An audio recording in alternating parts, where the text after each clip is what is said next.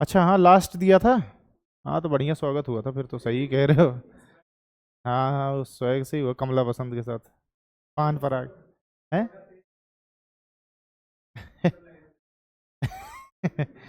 चलो सही समय पे स्विच कर लिया है। ठीक है, आवाज़ आ रही, फिर शुरू करते हैं। रिकॉर्डिंग भी स्टार्ट होगी फाइनली, चलो। सो पिट्स इंडिया एक्ट है ना।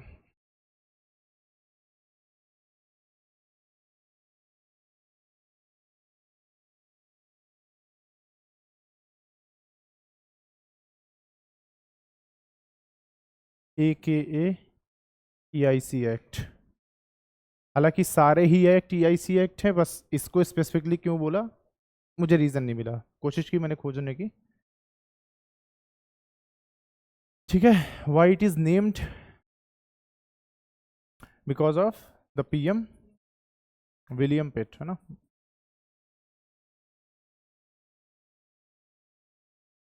सॉरी, डबल टी है, डबल टी है।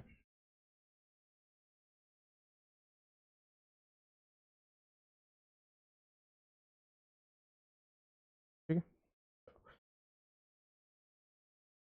अच्छा, PM प्राइम मिनिस्टर विलियम पिट। वो मिट गया था उससे। ठीक है, तो अब देखो इसमें है क्या। What is the hallmark, basically establishing the control. ठीक है ना। इसका हॉलमार्क क्या है, what is the hallmark, establishing the control.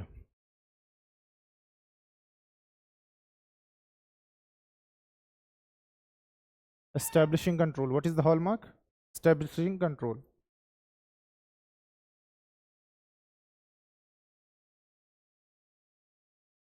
Control का मतलब किन मैटर्स में कंट्रोल, ऐसा नहीं कि EIC के सारे मैटर्स पे कंट्रोल स्टेब्लिश करी गवर्नमेंट। अच्छा, कंट्रोल स्टेब्लिश करना मतलब ये गवर्नमेंट वहां की, क्राउन ब्रिटिश। ठीक है, सारे मैटर्स पे नहीं, सिर्फ किस पे, पॉलिटिकल अफेयर्स पे। ठीक है, good evening, only on political affairs.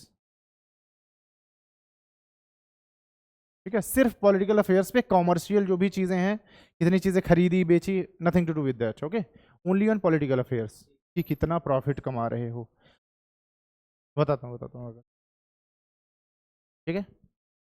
अच्छा, इससे पिछले एक्ट में मैंने क्या बोला था, अब देखो यहाँ पे कंट्रोल एस्टेब्लिश हो रहा है, इसको ना इन्वर्टेड कॉमा में लिख लेना। अभी तक क्या हो रहा था, है, it wasn't control in previously, क्या था वो चीज। मतलब क्या मैं इसको ऐसे कहता हूँ कि दे वर ओनली रेगुलेटिंग, सिर्फ रेगुलेट कर रहे थे, यहाँ पे कंट्रोल एस्टेब्लिश हो रहा है ना। तो अगर यहाँ लिखना चाहो तो प्रीवियसली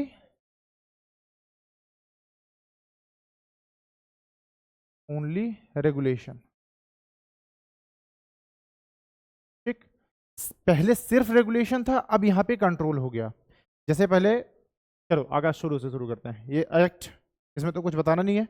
नाम क्यों पड़ा, PM विलियम पिट, जो यहाँ का प्राइम मिनिस्टर था विलियम पिट, उसके नाम पे ये पिट्स इंडिया एक्ट पड़ा। ठीक है, अब देखो आप, इसका हॉलमार्क मतलब इसका मेन काम क्या है, ये क्यों बनाया गया, कंट्रोल करने के लिए EIC को।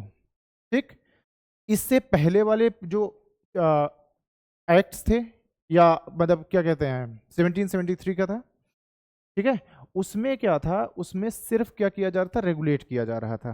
ठीक, अब क्या हो रहा है, अब there is a control establishing, government क्या कर रही है, EIC को कंट्रोल स्टैब्लिश कर रही है EIC पे। ठीक, कंट्रोल भी किस मैटर में, सिर्फ पॉलिटिकल अफेयर्स में। पॉलिटिकल अफेयर्स का मतलब है वो अफेयर्स जिसमें देखो मिलिट्री इन्वॉल्व हो, रेवेन्यू इन्वॉल्व हो, है ना, और व्हाट एल्स, सिविल मैटर्स। तीन matters basically are political affairs. Commercial से कोई लेना देना, मतलब क्या बिजनेस आप कर रहे हो डे पर डे, कितना आपने माल खरीदा, कितना आपने माल किसको एक्सपोर्ट किया, मुझे कोई लेना नहीं है। रेवेन्यू कितना बना मुझे वो बता दो आप, कि इतना एंड ऑफ द डे मैंने कमाया है, उसमें से मैं अपना हिस्सा डिसाइड कर लूंगा। ठीक है, तो this is only political matters. और इससे पहले क्या हो रहा था, सिर्फ रेगुलेट हो रहा था। जैसे घर में आप सोचो कि आप कहीं जा आ रहे हो, देर इज नो रोक टोक, पहले यही हो रहा था, देर इज नो रोक टोक। सिर्फ क्या होता है, रेगुलेट, कि 10 बजे तक घर वापस आ जाना। इसको कंट्रोल नहीं बोलेंगे, दिस इज रेगुलेशन, कि भाई बाई द 6 PM घर आ जाना वापस, दिन भर घूमो कोई दिक्कत नहीं है। या फिर ऐसे रेगुलेट कि भाई बाहर घूमने जा रहे हो, सब कुछ करना, गलत काम मत करना, दिस इज रेगुलेशन। अब घर वाले बताएं कि भाई तुम बाहर जाओगे या नहीं, वी विल डिसाइड कि तुम्हें गोवा जाने देना है या नहीं, ठीक है। So this is the thing, that's what control, ठीक है ना। तो यहाँ पे क्या हो रहा है, इस एक्ट से कंट्रोल एस्टेब्लिश हो रहा है, पिट्स इंडिया एक्ट से। यहाँ पे there is a direct control.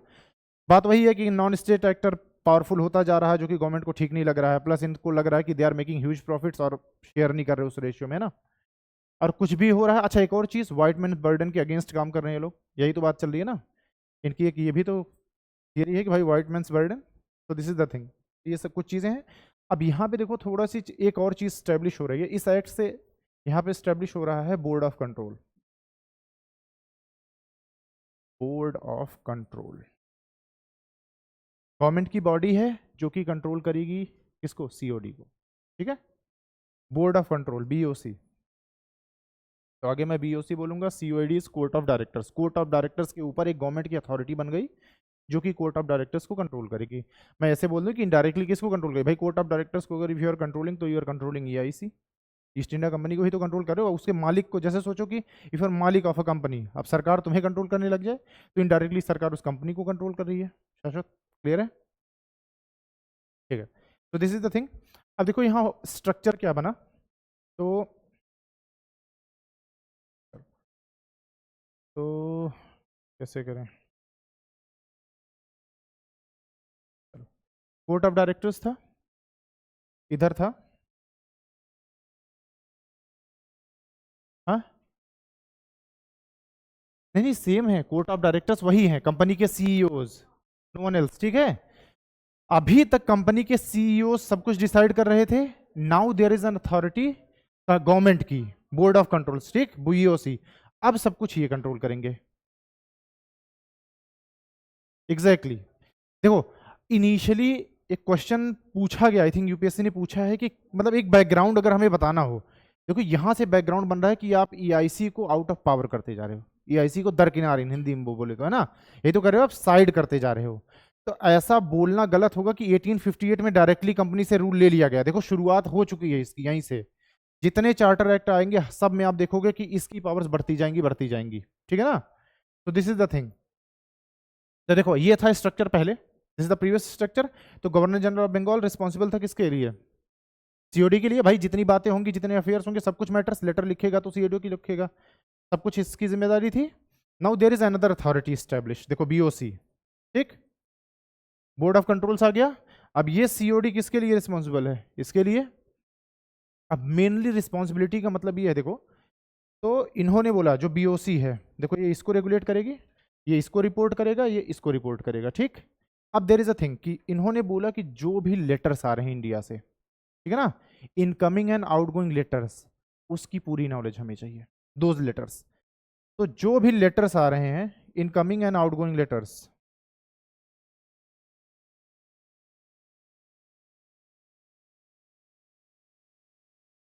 ठीक। अभी तक देखो पिछले वाले में क्या था कि भाई हमें बताते रहो कि क्या सीन चल रहा है। यहाँ पे जो भी लेटर्स आप जीजीबी को लिख रहे हो, जो भी लेटर्स वो वहां से भेज रहा है, सब की एक एक डिटेल किसे चाहिए, बीओसी को, ठीक है।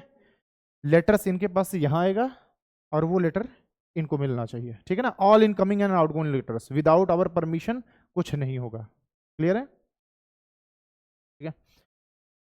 तो दिस इज द थिंग कि सारे जो इनकमिंग एंड आउटगोइंग लेटर्स हैं वो बीओसी को मिलने चाहिए। यहां से आप भेजोगे तो सबसे पहले वो लेटर किसके पास जाएगा, बीओसी के पास जाएगा, ठीक है। एंड देन उसके बाद जो है फिर आप गवर्नर जनरल ऑफ बंगाल को भेज सकते हो। अगर if he is sending a letter, even governor of Madras and like Mumbai, they are also sending letters, तो वो भी मुझे दे दो आप। जनरली देखो ये ज्यादा पावरफुल है, तो जनरली चीजें यही लिखता था, governor general of Madras and Mumbai, इसको बताएंगे, उसके बाद ये बताएगा सीओडी को, कोर्ट ऑफ डायरेक्टर्स को। अब देयर इज अनदर अथॉरिटी की बीओसी, कि भाई हमें एक एक बात पता होनी चाहिए। मुझे अगर किसी जगह का पता करना तो सीधा मैं देख लूं कि भाई लेटर्स में क्या क्या लिख के आ रहा है, उसके अलावा कहाँ ही चैट हो रही है, ठीक। अच्छा देखो लेटर्स का मतलब भी है कौन कौन से लेटर्स, कुछ लेटर्स वो पर्सनल भी लिखेगा, थाना था या कि नहीं था या इंडिया में है भाई, बहुत सारे लेटर्स लिखेगा, उनका क्या करेंगे ये लोग, इनको क्या मतलब है भाई, लव लेटर्स भी होंगे, ठीक है। तो सिर्फ letters related to revenue, civil affairs, military, ठीक है ना। तो सिविल मैटर वाले जो लेटर होंगे, मिलिट्री वाले, एंड देन रेवेन्यू वाले, ठीक है। और ये चलता रहेगा, इनको इसी से मतलब है अभी तक। आगे आने वाले टाइम में खैर इनकी मोनोपोली भी खत्म हो जाएगी, लेकिन अभी यहाँ तक सिर्फ यही बात है कि इन 3 मैटर से रिलेटेड जो भी लेटर्स आएंगे प्लीज वो लेटर्स हम तक भेज दीजिए आप, प्यार से, नहीं तो फिर जबरदस्ती, जैसे भी,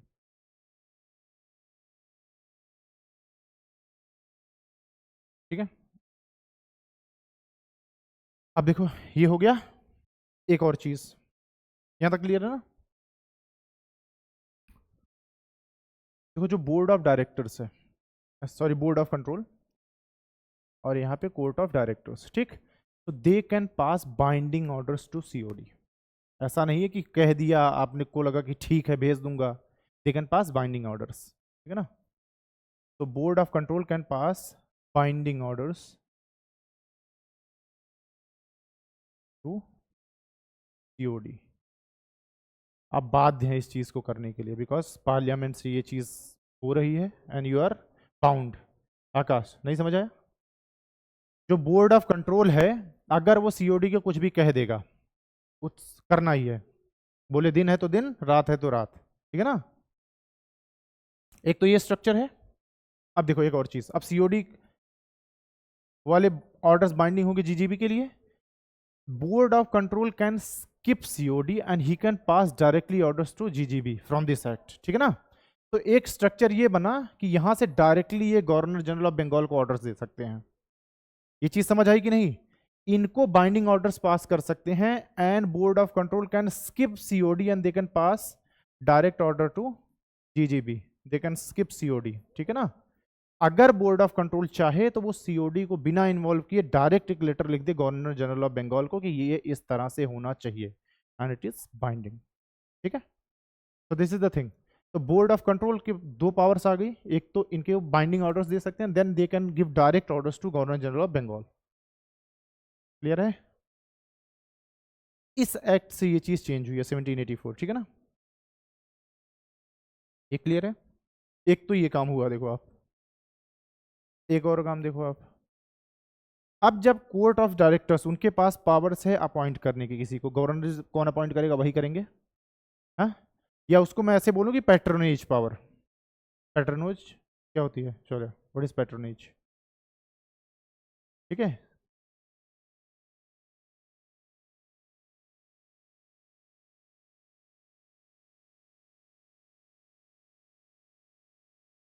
हाँ ठीक है, बेसिकली अपॉइंटिंग पावर्स का अगर रेफरेंस यहाँ पे हम लें, तो अपॉइंटिंग पावर्स किसके पास हैं? जितने भी ईआईसी ऑफिशियल्स हैं उनकी appointing powers are still with the COD, अभी तक सीओडी के साथ है। तो अपॉइंटिंग पावर्स हैं सीओडी के पास, ठीक। लेकिन अब क्या होगा इस एक्ट के बाद? COD needs approval. अप्रूवल किसका? ये पहले भी हम एक बार डिस्कस कर चुके हैं, ठीक है। तो they need the approval of BOC, या इनडायरेक्टली बोलूं अप्रूवल ऑफ क्राउन, कह सकता हूं। What is BOC? अभी स्ट्रक्चर समझाता हूं what is BOC, but indirectly they need the approval of crown, ठीक। अच्छा, किस मैटर में? ऐसा नहीं कि सारे मैटर्स में, कि छोटे छोटे आपको अगर मिलिट्री में किसी को डिप्लॉय करो, ऐसे नहीं, सिर्फ प्रिंसिपल सर्वेंट्स, ठीक है। प्रिंसिपल सर्वेंट्स कौन से होंगे? ठीक है, principal servant means top officials. Top officials में 4 लोग, कौन कौन बताओ शौर्य? जीजीबी, 2 गवर्नर्स, ठीक है। देखो एक जीओ, बॉम्बे हो गया ना, इसको बंगाल पूरा लिख लेना, नहीं तो कंफ्यूजन होगी। एंड देन, ठीक है, एक और इंपॉर्टेंट पर्सन है जिसको लेकर के कन्फ्लिक्ट होगा, नहीं, सीआईसी। कोई सीआईसी, कमांडर इन चीफ, ठीक है ना। तो ये 4 ऑफिशियल्स विदाउट क्राउन के परमिशन के आप अपॉइंट नहीं कर सकते, ठीक है। The full form is commander in chief. Commander in chief कौन होगा? आर्मी को लीड करने वाला, जो आर्मी होगी प्रॉपर, उसकी पावर इसके पास नहीं है, जो कि कन्फ्लिक्ट का रीजन बन जाएगी। अगर मान लो मैं गवर्नर जनरल हूं, अब आर्मी मेरे कहने पे नहीं चल रही है, मुझे कहीं वॉर एंड पीस में सारी पावर्स मुझे मिली हुई है, तो आर्मी की पावर भी मुझे होनी चाहिए थी। ये एक नेगेटिव है इस एक्ट का कि आर्मी की पावर्स जीजीबी के पास नहीं है, तो कमांडर इन चीफ मान लो अगर इन्फ्लुएंस्ड है क्राउन से, वो बोलेगा कि नहीं नहीं भेज रहा आर्मी, क्या कर लोगे, है ना। तो इसमें और इसमें हमेशा लड़ाई होती रहेगी क्योंकि they are not the same person. इसको अमेंड करके सारी पावर्स गवर्नर जनरल को दे दी जाएंगी, बट स्टिल यहां तक अभी these two are different person, GGB कोई और होगा एंड देन सीआईसी कोई और होगा।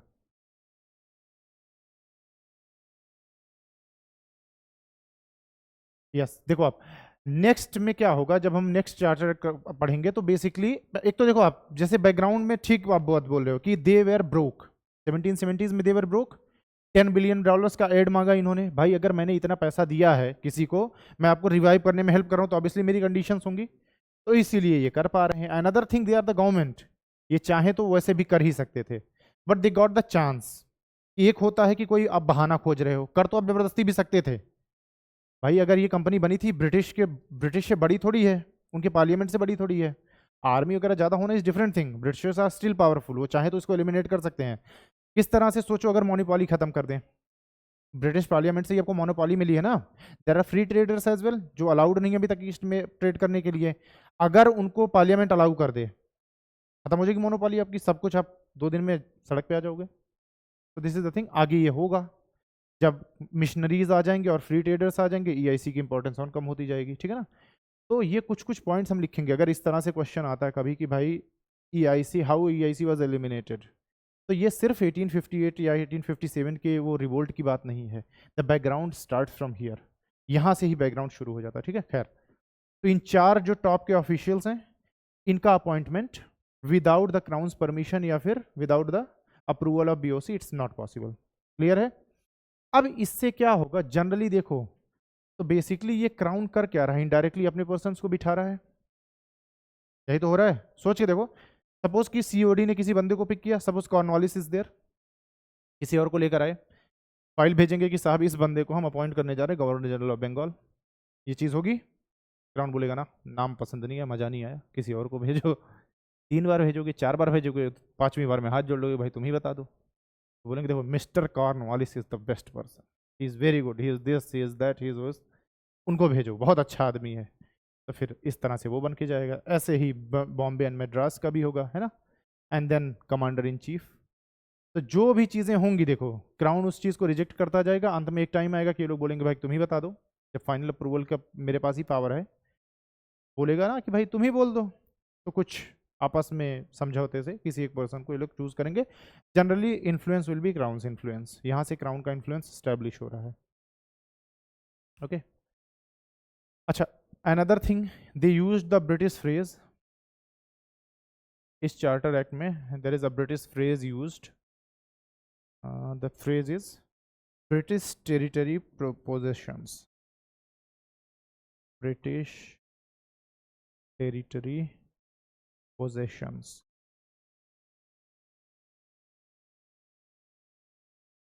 ठीक है, दिस फ्रेज इज रिटन, इसका मतलब क्या हुआ,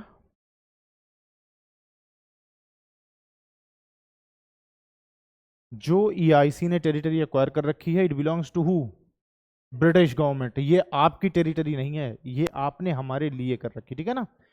तो whatever territories are acquired by EIC, it belongs to Britain, it's none of yours, है ना। तो the territory belongs to British government not the EIC, पहली बात। अब देखो यहां से ये लोग धीरे धीरे, मैंने बोला ना कि बैकग्राउंड क्रिएट हो रहा है, देखो अभी तक ऐसी बात नहीं थी, दोस्त टेरिटरीज आर ईआईसीज, कि भाई हाँ ये ईआईसी की टेरिटरी उन्होंने किया, इसमें हमारा कोई लेना देना नहीं, यही तो बोल रहे थे लोग जहां हमने वो डिबेट किया था, यही बोल रहे थे कि भाई हमने थोड़ी बोला कि टेरिटरी एक्वायर करो। अब देखो ये क्या बोल रहे हैं इस एक्ट में, दे आर सेइंग कि भाई ये टेरिटरीज तो हमारी है, तुम्हारी तो है ही नहीं, है ना। तो दिस फ्रेज इज यूज, जिसका ये मतलब है कि जो भी टेरिटरीज ईआईसी ने एक्वायर की हैं, जो भी ज़मीनें कब्जा की हैं, जो भी जिस तरह से भी ट्रीटी में मिली, कब्जा किया वॉर के थ्रू, कुछ भी, all territory belong to Britain. तो this territory is British territory, not EIC's. कि तुम क्या हो, तुम सिर्फ उसकी देख रेख करने के लिए वहां हो, दिस इज आवर्स, ठीक है ना। जैसे आपको पता होगा कि जो भी जमीनें आज तक हमारे पास हैं, जो भी जमीनें जिसके पास हैं, इट्स नॉट आवर्स, ये तो क्लियर है ना सबको। दिस जमीन also not belongs to Shri Krishna, yes it is on lease, सरकार ने आपको लीज पे दे रखी है। All territory of India belongs to the government of India, सिर्फ आपको लीज पे मिली हुई है, जिस दिन सरकार का मन होगा वो ले लेंगे। इसीलिए सड़कें बनती हैं, प्यार से खेत दे देते हो, अदरवाइज ले लेते हैं, ठीक है। रेट्स ऑब्वियसली सर्कल रेट आपको अच्छा मिलेगा, 2 गुना 3 गुना अच्छे रेट्स पे मिलता है, बट हाँ भाई यही तो तरीका है, नहीं तो मैं मना कर दूं नहीं दूंगा जमीन, क्या कर लोगे? अनलेस देर इज मंदिर और मस्जिद, उसको कोई नहीं ले सकता। ठीक है, तो दिस इज द थिंग।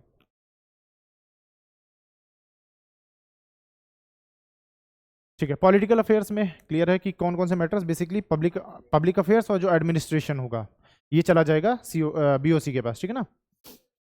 तो अगर मैं बोलूं पॉलिटिकल अफेयर्स, पॉलिटिकल अफेयर्स में क्या क्या बातें होंगी, एक तो public affairs plus administration, it will be controlled by BOC. ये सारी चीजें कौन देखेगा, जो भी इससे रिलेटेड डिसीजंस होंगे it will all B by the BOC. जो वो बोलेंगे वो चीज़ें होंगी, भाई ये लॉज होने चाहिए, इस तरह से एडमिनिस्ट्रेशन चलना चाहिए, ये नियम इस तरह से टैक्स लो फलाना, everything BOC will control that, ठीक है। चलो अब बीओसी का जरा स्ट्रक्चर लिख लेते हैं। BOC is equal to 6 members, ठीक है।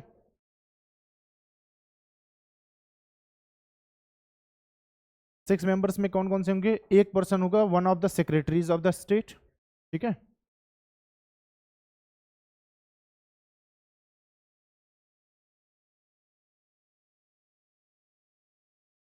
वन ऑफ द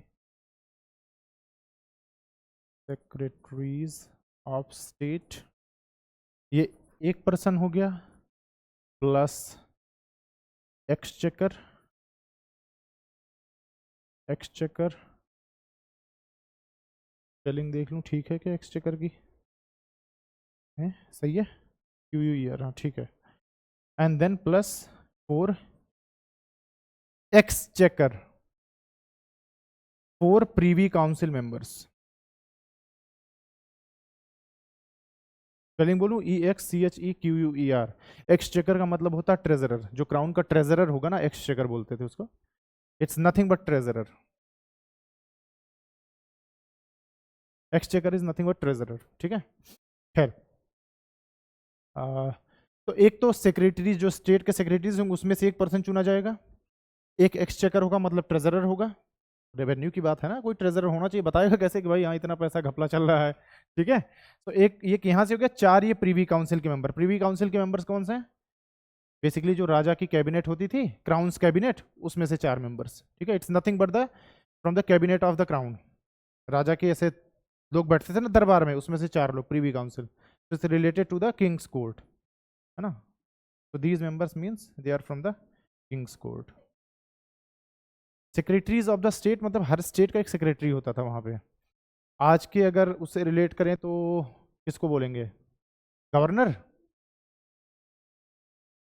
मतलब ऐसा कुछ था। बेसिकली सेक्रेटरीज होते थे, हर हर एक स्टेट का एक सेक्रेटरी होता था, secretary of the state, basically head कह सकते हो आप।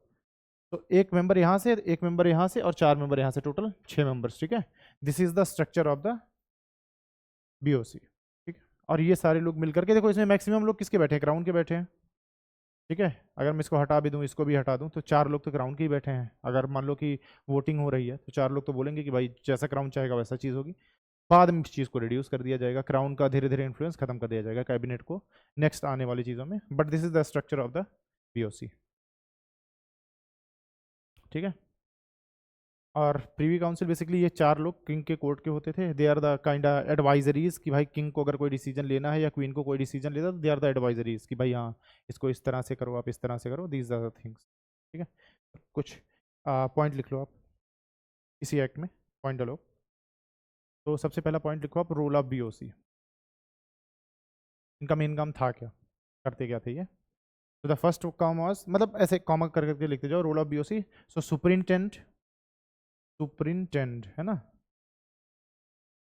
सुपरिंटेंडेंट, सुपरिंटेंडेंट होता है ना जैसे सुपरवाइज करना बेसिकली, कॉमा डायरेक्ट, डायरेक्शंस देना, एंड कंट्रोल, कंट्रोल, मेनली ये 3 काम है, ठीक है। किन मैटर्स में? In all acts which is, ठीक है, control in all acts and operations related to, all acts and operations related to civil government, military government, and then the revenue.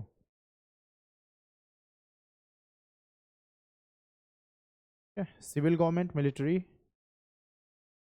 and then revenue of British territorial possessions. Civil, military, revenue of British territorial possession in East Indies. East Indies जिसको भूल जाए, in bracket लिख लो आप, क्या? Cap of Good Hope के east वाला जो पूरा पार्ट होगा, पूरा पार्ट, ठीक है ना। केप ऑफ गुड होप के ईस्ट में जो पूरा पार्ट होगा, जितने पे ब्रिटिशर्स का कब्जा है, आगे पीछे हमने कर रखा है, वहां पे सारे मैटर्स में कौन सुप्रीम होगा? दिस बीओसी, ठीक है ना। इन मैटर्स में देखो, सिविलियन मैटर में, मिलिट्री मैटर्स में, रेवेन्यू मैटर में, एरिया, ठीक है। देखो, तो related to civil military and then revenue of British territorial possessions in East Indies.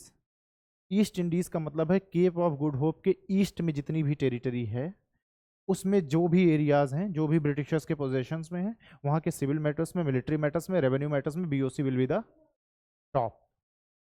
समझ आया आकाश? ठीक है। बोर्ड ऑफ कंट्रोल मतलब जो बोलेगा, जो ब्रिटिशर्स के कब्जे में चीजें हैं वहां पे वही होगा, ठीक है ना। बट ईस्ट इंडीज के ईस्ट वाला पार्ट, क्योंकि यूएसए में भी इन्होंने कैप्चर कर रखा है, nothing to do with that, ठीक है ना। अच्छा, ये तो हमने लिख ही रखा है। लाइक प्रिंसिपल सर्वेंट्स वाला पॉइंट नहीं लिखते हैं, ठीक है। लिख लिया ना, प्रिंसिपल सर्वेंट्स को यही लोग अपॉइंट करेंगे, ठीक है। ये देखते हैं फिर, ओके ठीक है। नेक्स्ट पॉइंट लिख लो आप, क्योंकि हो सकता है भूल जाए। EIC was allowed to retain commercial functions. मैंने बोला कि commercial functions they'll still have that power. EIC allowed to retain commercial functions. इसके आगे ब्रैकेट में लिखना, कुछ चीजें लिख लो कि क्या क्या चीजें होंगी। कॉमर्शियल फंक्शंस का मतलब क्या है? Independent control over commercial activities and patronage. Independent control over commercial activities and patronage. अब पैट्रोनेज के आगे ना ऐसे डैश लगा के लिखने का, power to appoint commercial activities and patronage,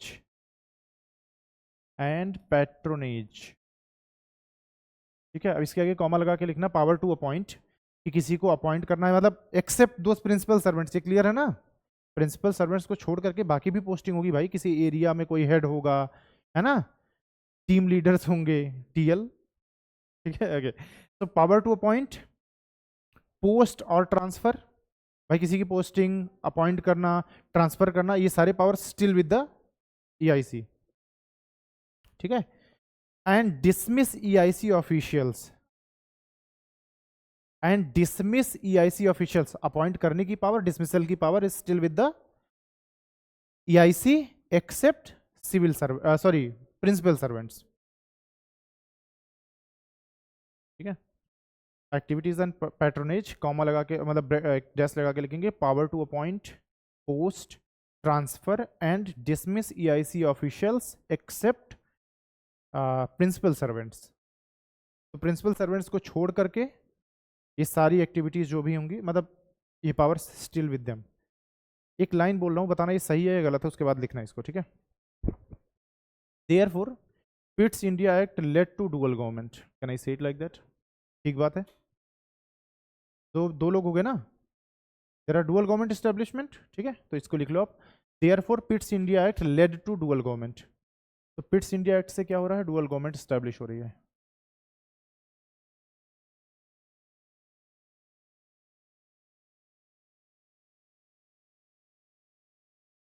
ठीक है। डुअल गवर्नमेंट में ऐसे करके लिख लेना, एक कौन सा? COD, एक BOC। भाई दो दो कंट्रोल करने वाले हो गए ना GGB को, डुअल गवर्नमेंट होगी। तो एक हो गया COD, एक हो गया BOC। COD के आगे लिख लेना कॉमर्शियल फंक्शंस, बीओसी के आगे आप लिख लो पॉलिटिकल फंक्शंस। अगर जिसको पॉलिटिकल से समझना है तो वो फिर सिविल, मिलिट्री और रेवेन्यू लिख लो आप, उससे ज़्यादा क्लियर हो जाएगा, है ना।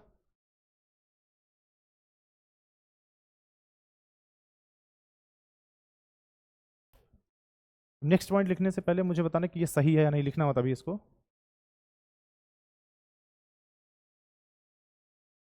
To bosses of GGB in political matters, क्या ये सही है या ये सही है? इज इट करेक्ट और इज इट करेक्ट? शौर्य बताओ, क्या ये सही है या ये सही है?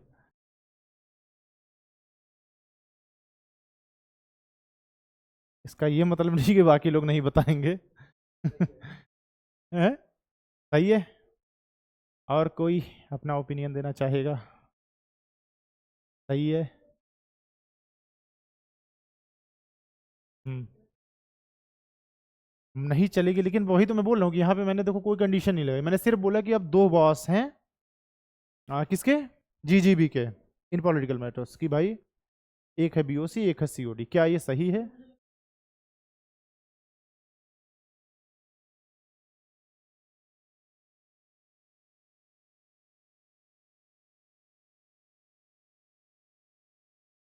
ठीक है।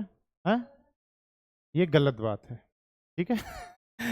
संदीप इंतजार कर रहा था कब मैं बोलूं। ठीक है, देखो अगर मैं ये चीज नहीं लगाता, because of this statement it's wrong, इस तरह के स्टेटमेंट यूपीएससी पूछेगा आपसे, इस स्टेटमेंट की वजह से रॉन्ग है, क्योंकि प्रीवियस लाइन में ही मैंने लिखा है कि जो political affairs it is completely with the, किसके पास है? बीओसी के पास है।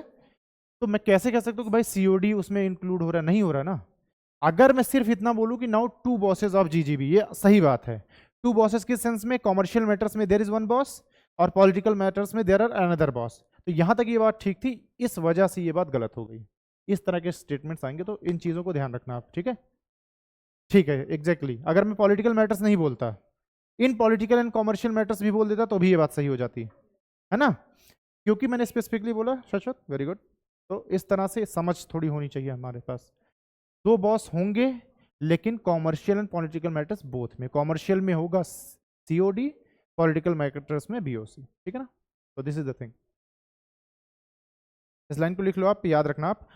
तो यहाँ पे ऐसे लिख लेना कि this line is not correct, ऐसे रॉन्ग करके लिख लेना, रीजन इसका लिख लेना कि भाई एक मैटर में सीओडी होगा, एक मैटर में बीओसी होगा, ठीक है।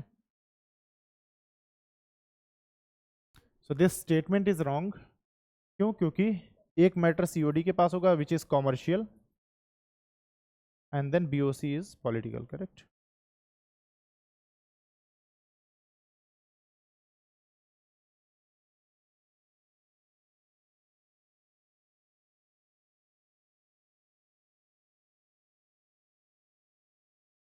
नेक्स्ट पॉइंट लिखना आप, however in practice,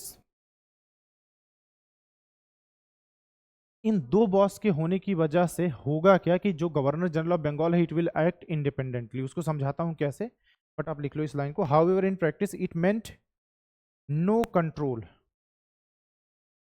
however in practice it meant no control as governor general of Bengal could play his two masters. However in practice it meant no control as governor general of Bengal could play his two masters and therefore be independent in practice. Could play his two masters, समझ रहे हो, खेल खेल सकता है दोनों के साथ, बताता हूं कैसे। could play his two masters and therefore be independent in practice, कहने के लिए आपके दो बॉस हैं, बट आप क्या कर रहे हो? इंडिपेंडेंटली एक्ट कर रहे हो। किस तरह से, थोड़ा उसको समझते हैं। समझते क्या है, ये जनरल बात है, ठीक है। आपको समझ इतनी होनी चाहिए कि भाई ऐसा क्यों बोला जा रहा है कि दो बॉस होंगे तो ज़्यादा तरीके से रेगुलेट होना चाहिए कि नहीं। भाई दो लोग टॉप पे बैठे हैं, एक कुछ गड़बड़ कर रहा था, दूसरा ठीक कर दे, ऐसा। तो बताओ भाई किस तरह से मैनिपुलेट कर सकते हो if you have two bosses. ठीक, तो बीओसी के पास still they have upper hand, clash होगा, BOC is having upper hand, BOC बोलेगा कि मैं नहीं मानता, क्या कर लोगे? आई हैव अपर हैंड ना, civilian matters, revenue matters, political matters में जो बोल दूंगा तुम्हें मानना पड़ेगा। तो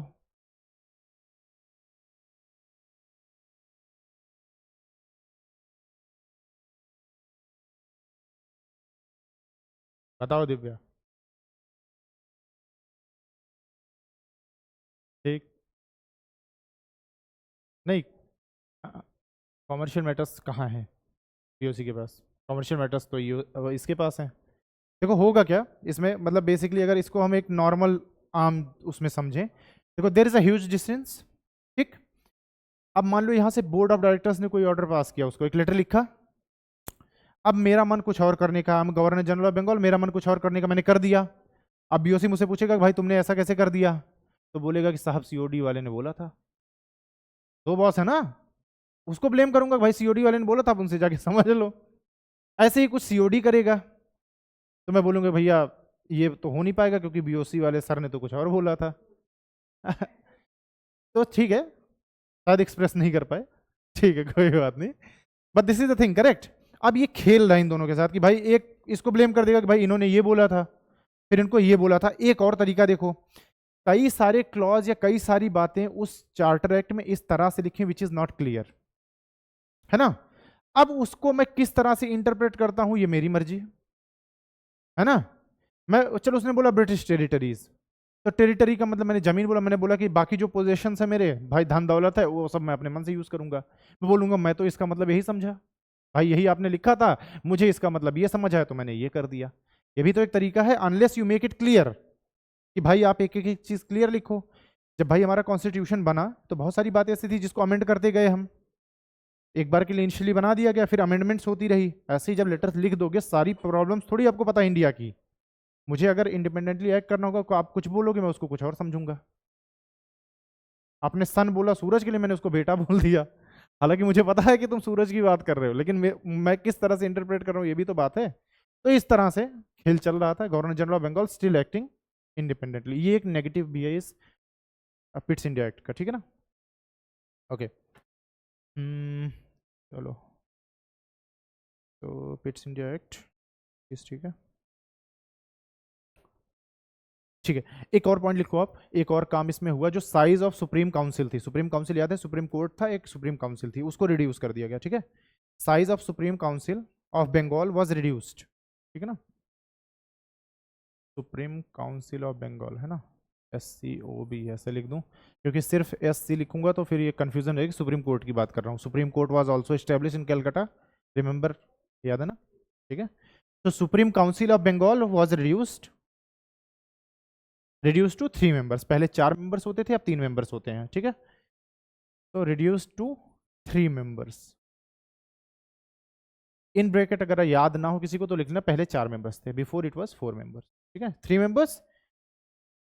ओके, अब इससे क्या होगा, therefore empowering the governor general of Bengal. सोचो जहां पहले क्या था कि 3 लोग एक पे आ गए तो आपका कास्टिंग वोट भी कुछ नहीं कर पाएगा, नहीं कर पाता ना, टाई हो जाती तो दिक्कत होगी। अब देखो सिर्फ 3 मेंबर्स रह गए। अब यहाँ पे क्या हो रहा है, आप इंपावर होते जा रहे हो, I still have the casting vote. अब यहाँ टाई वाली सिचुएशन खत्म हो जाएगी। देखो यहाँ पे कोई टाई नहीं होगा, या तो मान जाएंगे या तो नहीं मानेंगे, ये एक दो ही सिचुएशन हो सकती है। 3 मेंबर्स में टाई होगा क्या? नहीं होगा ऑब्वियसली, डेढ़ डेढ़ थोड़ी करेंगे कि मैं आधा तैयार हूं आधा नहीं हूं, ठीक है। तो therefore empowering the governor general of Bengal, यहाँ गवर्नर जनरल ऑफ बंगाल को ज्यादा पावरफुल बनाया जा रहा है, ठीक है। So this is the thing, ये रिड्यूस होने की वजह से एम्पावरमेंट हो रही है गवर्नर जनरल ऑफ बंगाल की, ठीक है। Okay, governor general of Bombay, मतलब sorry, governor of Bombay and Madras were also put in the council of 3। 3 में से 2 तो कौन हो गए, उसके सबऑर्डिनेट्स, ठीक है। Governor of Bombay and Madras were also put in this council.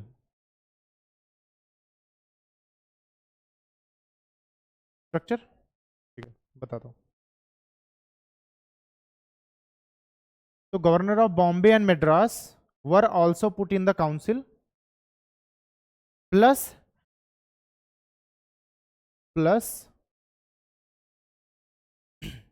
they were subordinated to governor general of bengal, they were subordinated to Governor General of Bengal (GGB) in more areas. More areas का मतलब ये हुआ कि सिर्फ जो है war piece revenue वाले war वाले में था एंड पीस वाले में था। अब रेवेन्यू मैटर्स भी ऐड कर दिया गया और बाकी कुछ एरियाज। ठीक है, तो रेवेन्यू वाले मैटर्स में अब भी उसके सबऑर्डिनेट हो गए कि कुछ भी ऐसे रेवेन्यू वाला सीन है तो कौन परमिशन देगा? GGB. If are doing something related to tax, लवाई कर रहे हो या किसी पे मतलब टैक्स फ्री कर रहे हो, जो भी चीजें कर रहे हो with the permission of GGB. ठीक है, ओके चलो अब जरा आते हैं which Naisha is asking the structure. किसी को याद है? What is the structure of Supreme Court and the Security Council? 1+3 है? एक चीफ जस्टिस होगा और ठीक है 3 अदर जजेस। एरियाज क्या होंगे? ठीक है, तो ओनली देखो British born subject and their servants, ये बात थी। प्लस अगर कोई प्रॉपर्टी मैटर्स है इन कैलकाटा या फिर बंगाल में, देखो प्रॉपर्टी मैटर्स में ये काम करेंगे, ठीक है ना। Plus in property matters in Calcutta या फिर बंगाल, है ना। ईआईसी की प्रॉपर्टी को अगर कोई तोड़ फोड़ रहा है या ईआईसी की प्रॉपर्टी से रिलेटेड कोई डिस्प्यूट है तो कहाँ जाएगा? यहाँ जाएगा। सिक्योरिटी, अगर उसके बाद हम बात करें सुप्रीम काउंसिल की, governor general and 4 other members, तो बाकी जो सिविलियन मैटर्स हैं वो कौन डील करेगा? Supreme council. मतलब इंडियन मैटर्स जनरली यहां जाएंगे। ठीक है, तो दिस इज द स्ट्रक्चर। ठीक है,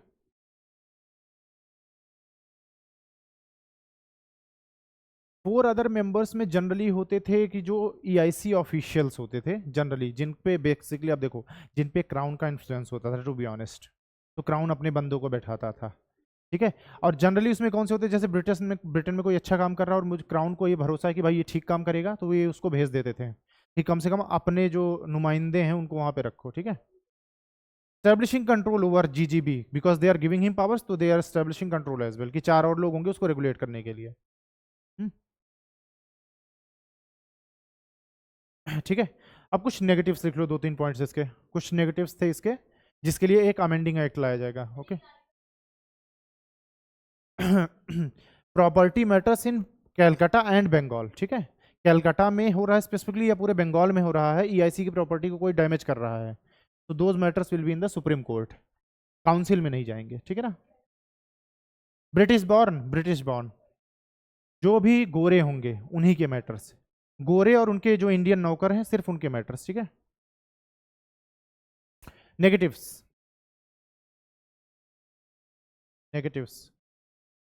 इस एक्ट के कुछ नेगेटिव्स थे, which is first is dual control. भाई यही तो हो रहा है, डुअल कंट्रोल किस सेंस में? डुअल कंट्रोल स्टैब्लिश होने की वजह से जीजीबी क्या कर रहा है? इंडिपेंडेंटली एक्ट कर रहा है, तो ये एक नेगेटिव होगा इसका। ठीक है, डुअल कंट्रोल देखो ऐसे लिखो आप, डुअल कंट्रोल फिर डैश लगा के लिखना आप, dual control dash dual reporting,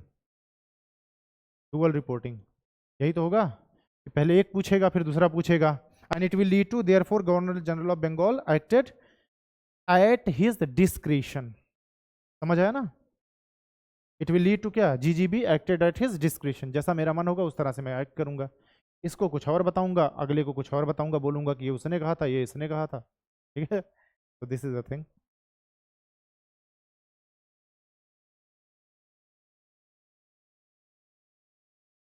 okay, एक तो ये बात हो गई। Another problem is problem of no veto power continues. पहले में भी वीटो पावर नहीं दी, मान लो काउंसिल ने कुछ और बोल दिया, अब मुझे वो बात पसंद नहीं है, मैं वीटो तो कर नहीं सकता। 2 मेंबर्स अगर कोई बात बोल देंगे तो माननी पड़ेगी। कास्टिंग वोट वाली पावर तो खत्म हो चुकी है, टाई की सिचुएशन ही खत्म है। तो इफ 2 पर्सन्स ने कुछ बोल दिया जो मुझे पसंद नहीं है तो there is no veto power. तो नो वीटो पावर कंटिन्यूस, पिछले में भी नहीं दी, इस बार भी नहीं दी। अभी एक अमेंडिंग एक्ट आएगा, इसको वीटो पावर मिल जाएगी, बट कुछ सर्टेन एरियाज में। ठीक है, अच्छा, no veto power over his council, ये याद रखना, बाकी मैटर्स के लिए नहीं है। ठीक है, next point, decision of war with GGB.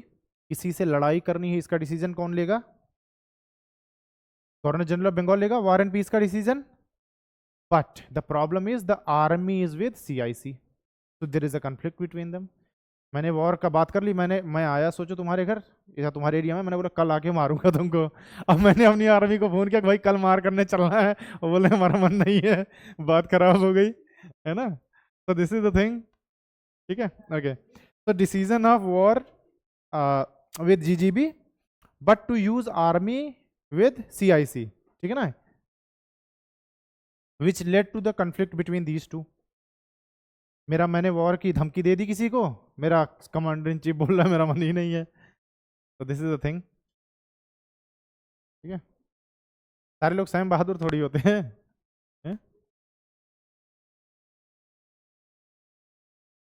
Okay.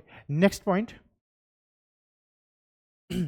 वो एक लाइन लिख लो आप, इन्वर्टेड कॉमा में लाइन लिखना आप, जो हमने पहले भी लिखी है बट लिख लो आप। Conquest in India is repugnant, conquest in India is the repugnant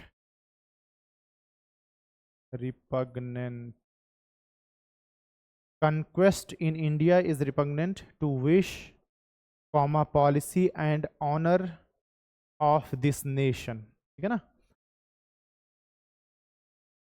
conquest in India is repugnant to wish, comma, policy and honor of this nation, ये बहुत तुच्छ बात है भाई, ठीक है, commas closed, okay. Therefore there was parliamentary prohibition, there was parliamentary prohibition on expansion by EIC in India, ठीक है। there was parliamentary prohibition on expansion by EIC in India। Main reason जानो इसका, आगे ब्रैकेट में लिखो, इनको कोई लेना देना नहीं है कि यहाँ पे भाई ये वाइटमैन बर्डन के खिलाफ है या हम इस चीज़ को मना कर रहे हैं, ये बहुत हीन चीज़ है, ये अच्छी बात नहीं है, लोगों को इनको कोई लेना देना नहीं से। देखो main reason is they are avoiding the war expenses, to be honest. मैंने बोला कि they bled already, Maratha wars, Mysore wars, they are fighting continuously, तो their economy is bleeding, EIC is going bankrupt. इसको बचाने के लिए आगे ब्रैकेट में लिख लो, the main reason was prevent war expenditures, उनको खर्च नहीं करना है। That's why Wellesley was called back, कि भाई बहुत खर्च कर दिया तुमने, लौट आओ। प्रिवेंट वॉर एक्सपेंडिचर, ठीक है, main reason was to prevent war expenditure. जो असली बात है वो नहीं बता रहे, ये इसमें बोल रहे हैं कि भाई एक लंबी चौड़ी लाइन लिख दो कोर्ट में कि हाँ ये बहुत गलत बात है जो तुम कर रहे हो, ठीक है। नेक्स्ट आप लिखो अमेंडिंग एक्ट ऑफ 1786। इस एक्ट को अमेंड करके जो नेगेटिव से इनको ठीक करने की कोशिश की, that is amending act of 1786।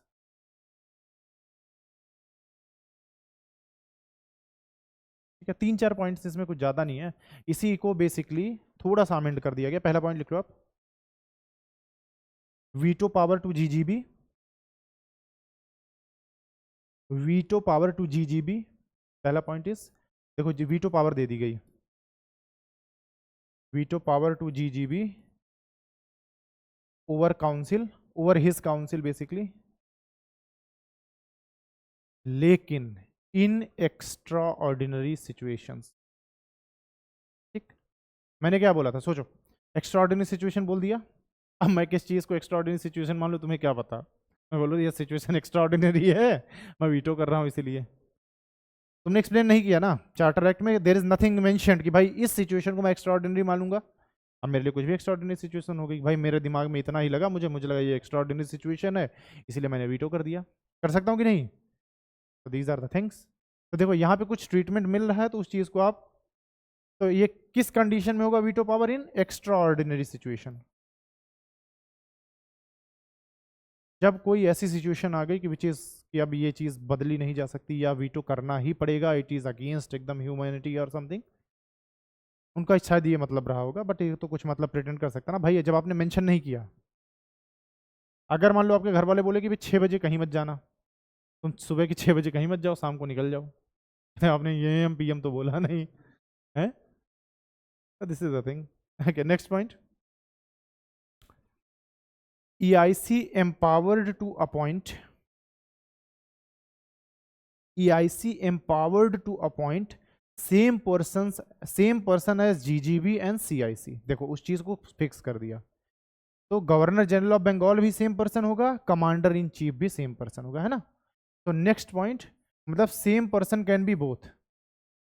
क्या क्या हो सकता है, गवर्नर जनरल ऑफ बंगाल भी हो सकता है, कमांडर इन चीफ भी हो सकता है। अब देखो यहाँ भी प्रॉब्लम सॉल्व होगी, धमकी दे करके आया, अब मैं उसको फोन नहीं करूंगा, अब मैं अपनी आर्मी को बताऊंगा कि बेटा तैयार रहना, कल मार करने चलना है, ठीक है, यू कैन नॉट से नो। हाँ भाई, आदमी एक है, आप सब मेरे अंडर है ना, ठीक है, तो धमकी भी मैं ही दूंगा, लड़ाई के लिए बताऊंगा भी मैं ही, ठीक है। तो इस तरीके से कॉर्नवालिस बन जाता है पहला पर्सन, क्योंकि देखो इस टाइम पे कौन होगा, कॉर्नवालिस होगा, कॉर्नवालिस ही होगा ना। 8693, 8693, तो hence Cornwallis becomes the first person, जो कि क्या होगा, जीजीबी भी होगा और सीआईसी भी होगा, ठीक। Hence Cornwallis which is 8693 code as the first person to be both। ये कुछ अंदर अंदर वाली बातें स्टेट पीसेस वाले पूछते हैं जनरली इस तरह से, कि भाई कौन पहला पर्सन होगा या कौन पहला पर्सन होगा उस टाइम पे, अमेंडिंग एक्ट के टाइम पे, जो कि बन जाता, ठीक है।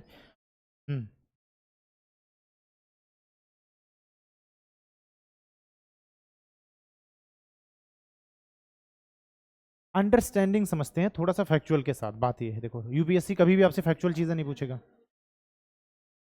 भाई, स्टेट पीसेस के लिए ऑब्वियसली यार factual knowledge, you need factual knowledge, you need dates, you need these kind of things. तुम्हें डेट्स याद होनी चाहिए, तुम्हें फैक्चुअल चीजें पता होनी चाहिए, वो पूछ लेंगे।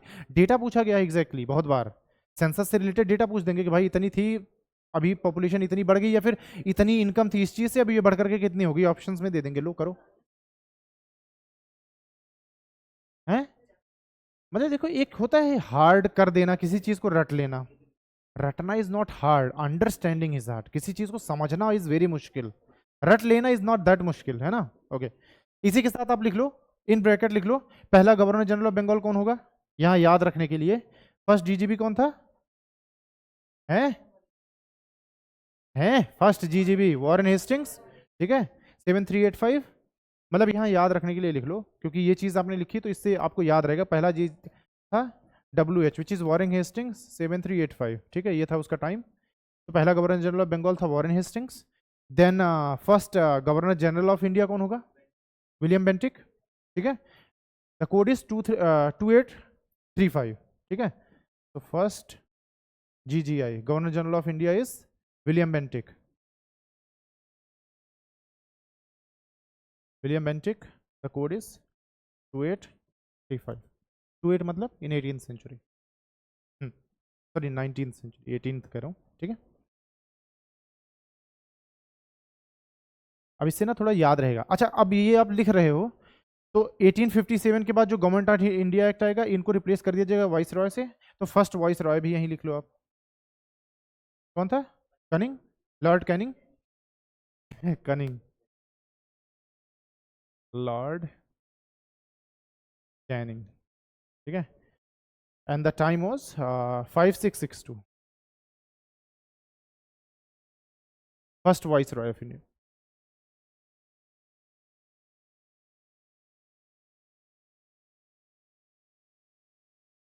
इससे थोड़ा याद रहेगा, कभी आप पढ़ोगे नोट्स वगैरह, ठीक है।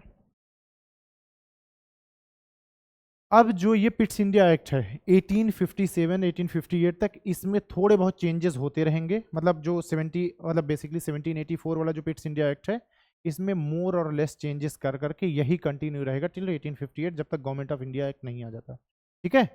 तो ये हमारे लिए मेन है, क्योंकि जब भी चीजें बदलेंगी इसमें कुछ चीजें कम कर देंगे, कुछ चीजें बढ़ा देंगे, बट बेस अब यही रहने वाला है आपका, ठीक है ना। तो नेक्स्ट पॉइंट आप ये लिख लो, ये मतलब यही इसी को पॉइंट में लिख लो कि above system setup by Pitt's India Act, above system set up by Pitt's India Act 1784, above system set up by Pitt's India Act 1784, continued more or less unchanged till 1858, more or less unchanged till 1858, ठीक है। और किस sense में unchanged बोल रहे हैं, ये members वगैरह वाले सेंस में नहीं, जो चेन ऑफ कमांड है वो सेम रहेगी। कि देखो, तो किस सेंस में ये बोल रहे हैं, in the sense of chain of commands, chain of commands वाले सेंस में। आगे ब्रैकेट में ये लिख लो, chain of commands in means, सबसे ऊपर कौन होगा, सॉरी बीओसी, करेक्ट, सबसे ऊपर BOC. BOC can give orders to COD, can give orders to GGB, BOC can directly give orders to GGB. This is the structure, और ये कब तक कंटिन्यू होगा, 1858 तक, ठीक है। तो चेन ऑफ कमांड जो होगी ये एग्जैक्टली सेम रहेगी, इसमें कोई चेंज नहीं होने वाला। तो this BOC will be the top authority, ठीक है, क्लियर है। Okay, now next is the charter act of 1793। क्यों लाया गया था उसका रीजन बताओ आप मुझे। मानव, घर पे बैठे हो, रीजन बताओ, हो कि नहीं हो, है।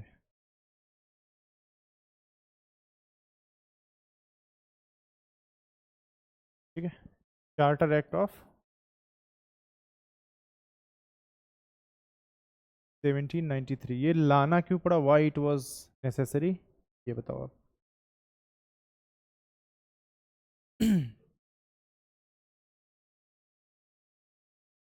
बताओ, हाँ बताओ Sandeep.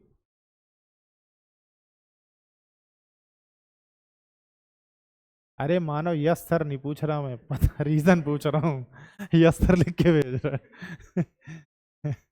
Why this charter act was brought, हटाने के लिए,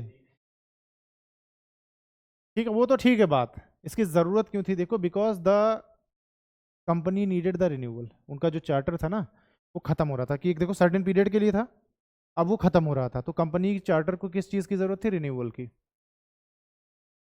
हाँ, तो ठीक है, तो नहीं 20 साल नहीं था, बेसिकली इट इज द, जो भी रहा हो 20 साल का रहा होगा, बेसिकली इस टाइम पीरियड पे। हाँ 10 20 साल वही तो होगा, 1813 ही तो होगा, आया तो पढ़ो थोड़ा। देखिए, the company needed renewal, company का जो चार्टर था उसको रिन्यूअल की जरूरत थी बेसिकली, तो main objective was that, but इसमें कुछ और एक्स्ट्रा चीजें कर दी गई, अब basically EIC is becoming less powerful with every charter act, EIC is becoming less powerful, ठीक है ना। तो ठीक है, तो the renewal was needed, renewal was due actually, ठीक है, रिचार्ज का मैसेज आना शुरू हो गया था कि इट्स नीडेड, तो इसीलिए ये लाना पड़ा। What is the hallmark for this, hallmark is civil law, ठीक है, कोई लॉ वगैरह करने की सोच रहा है तो ये वाले लॉस आपके काम आएंगे, ठीक है, ठीक है, चलो आगे पढ़ेंगे। सो सिविल लॉ का मतलब क्या है, पहला तो रूल ऑफ लॉ, ठीक है, रूल ऑफ लॉ जो आप करने वाले हो एज अ ब्यूरोक्रेट, आप यही सजेस्ट करोगे, rule of law is very good, ठीक है ना। Another thing is written laws followed by जजेस,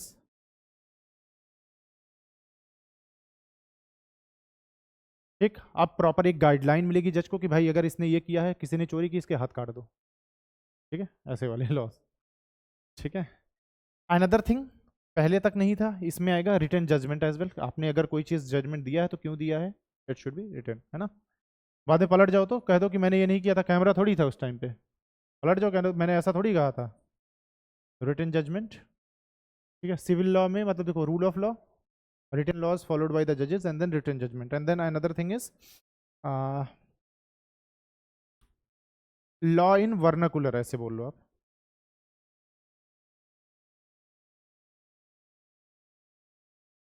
ये कुछ हॉलमार्क्स हैं इसके। वर्नाकुलर, हॉलमार्क मतलब इसके हाइलाइट्स क्या है, what is the main theme है। अरे यार, जब सोने पे हॉलमार्क लगता ना, पता चलता है कि इट्स प्योर, हाँ। तो ठीक है, तुम्हें इंग्लिश पढ़ने की जरूरत है शौर्या। ठीक है, so this is the thing, तो लॉ इन वर्नाकुलर, आप देखो what is the meaning of vernacular है, मतलब देखो जो भी लॉज होंगे, जैसे अगर मान लो कि मैं उसको फ्रेंच में लिख दूं तो तुम्हें नहीं समझ आएंगे, है ना। तो generally laws should be written in the local language. जैसे मान लो कि बिहार में अगर मुझे कोई करना है, अब मैं उसको ले जाके भाई भोजपुरी में नहीं लिखा जाता, हिंदी इंग्लिश में तो लिख सकते हैं, किसी फॉरेन लैंग्वेज में लिख दूं तो, ग्रीक में लिख दूं, हैं, संस्कृत में लिख दूं, बहुत सारे लोगों को नहीं समझ आएगी। भाई local language is Hindi. No, fan of BTS spotted. I hate them. खैर, नो ऑफेंस। पता नहीं किसी की शक्ल अच्छी नहीं लगती। सारे एक जैसे हैं। सही तो कह रहा हूँ, सारे एक जैसे हैं। मतलब जैसे कोरियन मूवीज वगैरह में, मतलब कोरियन मूवीज किस सेंस में बोल रहा हूँ, they make the very good zombie movies. ऐसे एपोकलिप्स वाली जॉम्बी मूवीज देखनी हो तो भाई क्या कंसेप्ट होता है उनका, है। ट्रेन टू, नहीं train to Busan is different, वो ठीक है। एक मूवी आई थी आई थिंक, यार like all of us dead ऐसे कुछ करके एक सीरीज आई थी। ऑल ऑफ अस डेड थी ना, मजा आ जाएगा। ठीक है। उसके बाद अभी एक last of us I, it is also good. मतलब बहुत सारी उनकी जो इस तरह की मूवीज हैं जॉम्बी बेस्ड या फिर कोई गोस्ट वाली मूवीज, हॉरर मूवीज, मतलब they are like way ahead of Hollywood. हाँ, स्पेशली जॉम्बी वंस। क्योंकि मुझे मन होता है कि किसी दिन ऐसा टाइम आए कि मुझे भी मौका मिले, कुल्हाड़ी लेके निकलूं काटूं सबको। ठीक है। Okay. And then another thing is, देखो ये टाइम किसका है, किसका टाइम पीरियड है, ठीक है। इन्फ्लुएंस ऑफ कॉर्नवालिस, यहाँ पे कॉर्नवालिस का पूरा इन्फ्लुएंस होगा, है ना। Influence of Cornwallis will be there. अब कॉर्नवालिस जो बंदा है किस तरह का पर्सन है, काइंड अथॉरिटेरियन पर्सन, ओरिएंटलिस्ट थोड़ी है। अथॉरिटेरियन होने की ये बात, अच्छा देखो ये जमींदार के लिए भी बोला था हमने, परमानेंट सेटलमेंट एंड ऑल में जमींदार के लिए काम करेगा ये। तो मतलब बेसिकली प्रॉपर्टी राइट्स देना चाहता है। और प्रॉपर्टी राइट्स देने का ये सीन था कि बहुत ज़्यादा करप्शन बढ़ गया था, यही तो बात थी। तो ये person is like very anti corruption बंदा, इसको करप्शन बिल्कुल पसंद नहीं है। ये किस तरह का पर्सन है, he believes in rule of law. तो ये सबसे पहला काम करेगा करप्शन को हटाने का। करप्शन को कैसे हटाएगा, ब्रिटिश लॉज के थ्रू ऑब्वियसली, बट हाँ he is anti corruption person, कि भाई इसको करप्शन नहीं पसंद, कि घूस घूस वाला सीन यहाँ नहीं चलेगा जब तक ये है। ठीक है, he is man of integrity, ऐसे आप बोल सकते हो, he is the man of integrity. ये भाई अगेंस्ट द करप्शन, ठीक है, मैन ऑफ इंटीग्रिटी। एक बार और बता दूं, चार्टर ऑफ 1793 आकाश, 84 के बाद एक कमेंडिंग एक्ट आया, उसके बाद आया 93 वाला। कंपनी का रिचार्ज खत्म होने वाला था, रिन्यूअल की जरूरत थी। तो एक तो रिन्यूअल के लिए कुछ अमाउंट अमाउंट लिया, क्राउन ने बोला कि चलो कंपनी तुम्हारी फिर मोनोपॉली। रिन्यूअल किस सेंस में, कि दे have the monopoly over trade, कि ईस्ट में ट्रेड कौन कर सकता, only EIC can do that. अब उस मोनोपॉली को कंटिन्यू करना है तो उसके लिए रिचार्ज करवाना पड़ेगा। कंपनी पैसे देगी क्राउन को, क्राउन बोलेगा कि ठीक है तथास्तु। ठीक है। अब इसमें हॉलमार्क, मतलब इसमें मेन बातें क्या बोली गई, इसमें सिविल लॉ लाया गया। जो नॉर्मल लोग थे उनके लिए लॉज आए। तो रूल ऑफ लॉ, हर चीज़ का एक नियम होगा, कि भाई अगर आप गाड़ी इतने की स्पीड पे चला रहे हो, जैसे रूल ऑफ लॉ कुछ भी हो सकता है, कि भाई इस तरह से आपको बिहेव करना है, किसी को मार काट नहीं सकते, बहुत सारी बातें। फिर रिटन लॉज होंगे फॉलोड बाय द जजेस। पहले जजेस को क्या होता था, अपने जो भी उनको ठीक लगता था वो डिसीजंस दे देते थे। अब सारे लॉज रिटन होंगे कि इस अकॉर्डिंग, जैसे आप अपने पास वो है ना आईपीसी है ना, ये सारी चीज़ें हैं। उसके बाद सीआरपीसी है ना। तो तो ये चीज़ें अब क्या है, रिटन लॉज ही तो हैं, कि जज को बहुत ज़्यादा मेहनत नहीं करनी, देखना भाई इस वाले क्राइम के लिए कौन सा है, लिख देगा धारा 302। खैर, तो रिटन जजमेंट, जज ने जो भी बोला उसको रिटन लिखना होगा। आज भी ये चीज़ होती है कि रिटन जजमेंट दिए जाते हैं, भाई रिकॉर्ड होना चाहिए ना, जज कल को पलट जाए कि मैंने तो भाई इसको डेथ सेंटेंस दी ही नहीं थी, तुमने क्यों मार दिया इसको। And then law in vernacular, कि भाई जो लॉ होगा वो लोकल लैंग्वेजेस में होना चाहिए, क्योंकि अगर बाकी लोगों को समझ होनी चाहिए ना कि भाई इस चीज के लिए ये क्राइम है तो मैं नहीं करूंगा। तुम ग्रीक में लिख करके चिपका दो कि अगर किसी को मारोगे तो ये दिक्कत है, मुझे पता ही नहीं, बोले साहब मैं तो अनपढ़ हूँ। तो क्या फर्क पड़ता है, मार दिया भाई, मैं नहीं पढ़ा लिखा हूँ, मैं नहीं पढ़ पाया लॉ को तुम्हारे। तो अगर उनकी लोकल लैंग्वेज में होगा तो कम से कम उनको पता चलेगा कि अगर ये करूंगा तो इट्स प्रॉब्लमेटिक। ओके, ठीक है। पहला पॉइंट आप इसका लिख लो आप, a written code of all regulations, ठीक है। A written code of all regulation a written code of all regulations, a written code for all regulations for governing Bengal was framed. पूरे बंगाल को गवर्न करने के लिए अब proper rules and regulations are there, ठीक है। A written code of all regulations for governing Bengal was framed.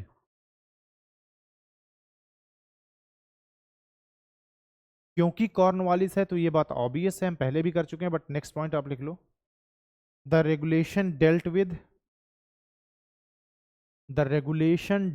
with rights of persons, dealt with, deal का third form होगा डेल्ट, डील डेल्ट डेल्ट, ठीक है। तो the regulation dealt with the rights of the persons and property, मेरे कुछ मानवाधिकार होंगे, मेरे कुछ प्रॉपर्टी राइट्स होंगे, दोनों को इसने डील किया, ठीक है। And contained rules, so the regulation dealt with rights of persons and properties and contained rules and directives, कि इस चीज के लिए ये रूल है, इस चीज के लिए ये डायरेक्शंस आर गिवन है, ठीक है। therefore they bound the courts to follow these regulations. Therefore they bound the courts to follow these regulations while passing orders. अगर आप कोई ऑर्डर दे रहे हो तो these regulations should be considered, ठीक है। regulations while passing orders.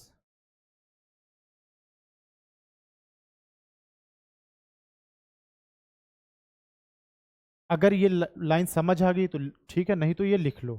all laws were to be printed in local languages. All laws to be printed in local languages. All laws were to be printed in local languages, so people knew their rights, privileges and immunities, okay na, like you have immunity in some cases, okay। so in local languages, so people knew their rights, privileges and immunities.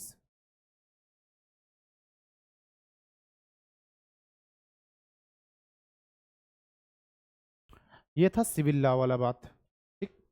अब कुछ miscellaneous चीजें देखो आप इसमें। एक तो ये थी, ये सारे पॉइंट्स रिलेटेड थे सिविल लॉ से कि क्या क्या चीजें थी। अब कुछ मिसलेनियस चीजें भी हुई, मिसलेनियस चीजें, ठीक है।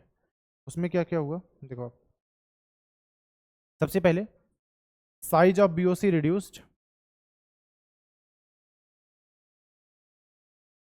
Size of BOC is reduce, board of control size उसका रिड्यूस कर दिया गया, ठीक है।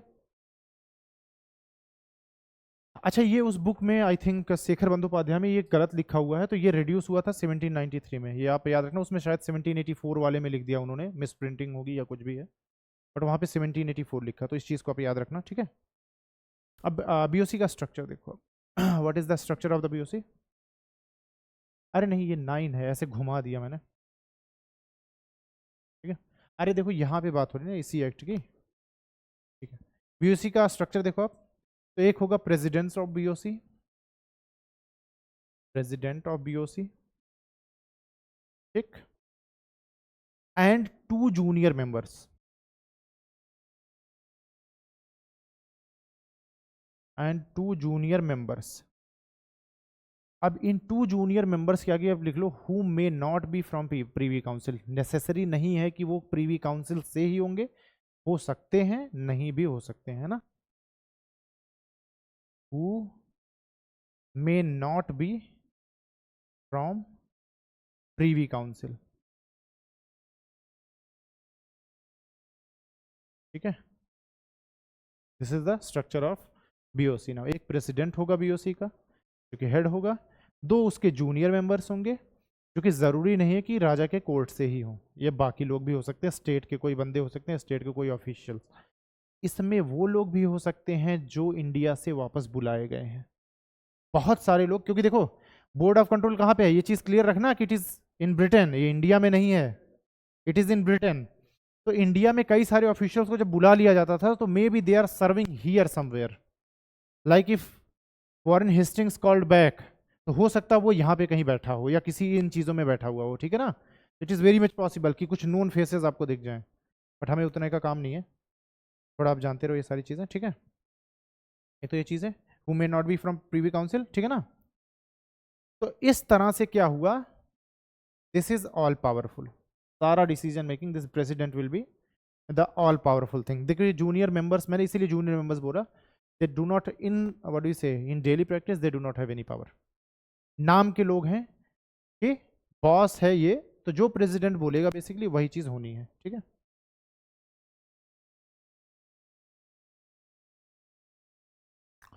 और यही प्रेसिडेंट आगे चल के क्या बनेगा, secretary of the state. Government of India act 1858 secretary of the state बनाया जाएगा, सेक्रेटरी ऑफ द स्टेट, ठीक है ना। यही प्रेसिडेंट आगे चल करके 1858 गवर्नमेंट ऑफ इंडिया एक्ट में सेक्रेटरी ऑफ द स्टेट बन जाएगा, मतलब इंडिया का जो है सेक्रेटरी जो होगा, British secretary, this guy will be there, president of BOC will be the secretary of state. तो लेटर ऐसे लिख लो आप, आगे मैं बताऊंगा इस चीज़ को, बट लिख लो later in 1858 GOI government of India act, ठीक है, this president will become secretary of the state.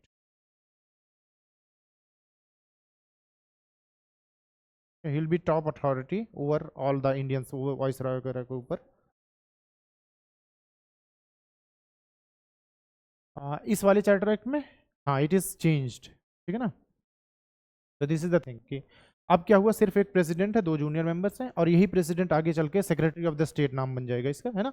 जब when government of India act आएगा कि डायरेक्ट क्राउन का रूल स्टैब्लिश हो जाएगा, तो क्राउन के बाद कौन होगा, the secretary of the state, ये उसके लिए रिस्पॉन्सिबल होगा। जैसे अभी COD और GGB का सीन है, ऐसे ही क्राउन और सेक्रेटरी ऑफ द स्टेट, ठीक है ना। सेक्रेटरी ऑफ द स्टेट सब वाइस राय को पकड़ेगा, viceroy secretary of the state को बताएगा, और ये बताएगा क्राउन को, ठीक। ये सारी चीज़ें पढ़ेंगे, डोंट वरी, बट हाँ एक और चीज़ देखो आप, एक और बात इसमें कर दी गई, that what is the salary and the expenses of BOC। Next point आप लिख लो, salary and expenses of BOC to be paid by EIC। Salary and expenses of BOC, इनकी जो सैलरीज होंगी और जो खर्चे होंगे, लाइक गाड़ी का खर्चा, घर में कुक का खर्चा, सब्जी का खर्चा, रहने का खर्चा, सब कौन उठाएगा, EIC उठाएगी। आगे ब्रैकेट में लिखना, I think UPSC asked this question, therefore issue of, issue मतलब इशूइंग वाला है ना, issue of home charges begin in 1793। Home charges का मतलब होता है कि देखो हमारे घर से पैसा जा रहा है, BIC के घर का खुद का पैसा जो है जा रहा है अब यहाँ पे, है ना। तो there of issue of home charges begin in 1793। This line is also misprinted in Shekhar Bandyopadhyay, they said in 1784। Issue of home charges मतलब मुझे अपने घर से पैसा देना पड़ रहा है इनको, ये चीज़ समझ रहे हो, BOC को समझ रहे हो ना भाई। जनरली इनकी सैलरीज किसको देनी चाहिए, क्राउन दे सैलरीज, या जो भी है भाई, आप EIC से पैसा ले रहे हो तो क्राउन दे सैलरी, हम क्यों दें। लेकिन अब EIC का घर से पैसा जा रहा है, मतलब हमारे यहाँ से पैसा जा रहा है बाहर, ठीक है।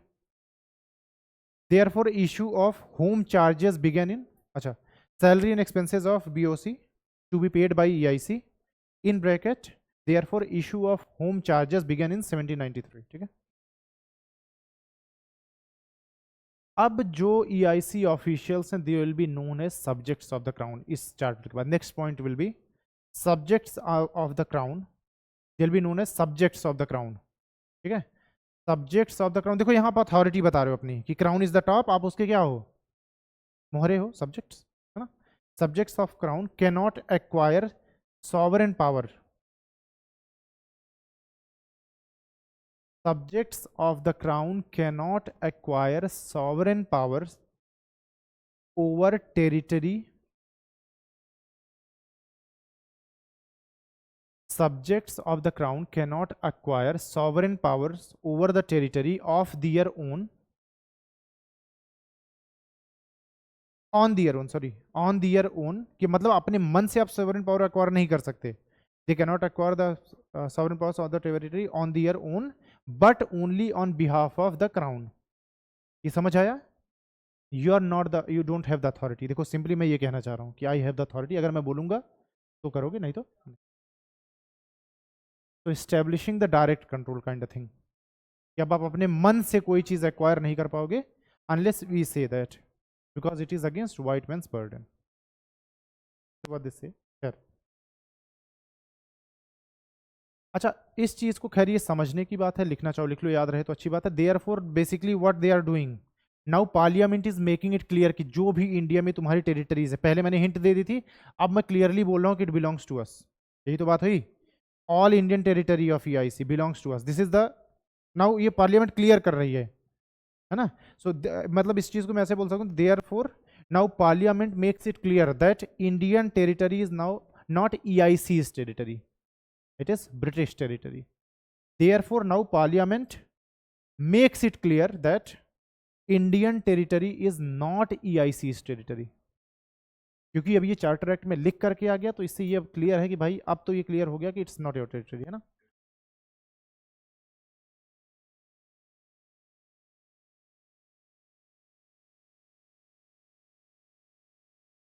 क्लियर है यहाँ तक? ओके, अब जरा आते हैं चार्टर एक्ट 1813 पे।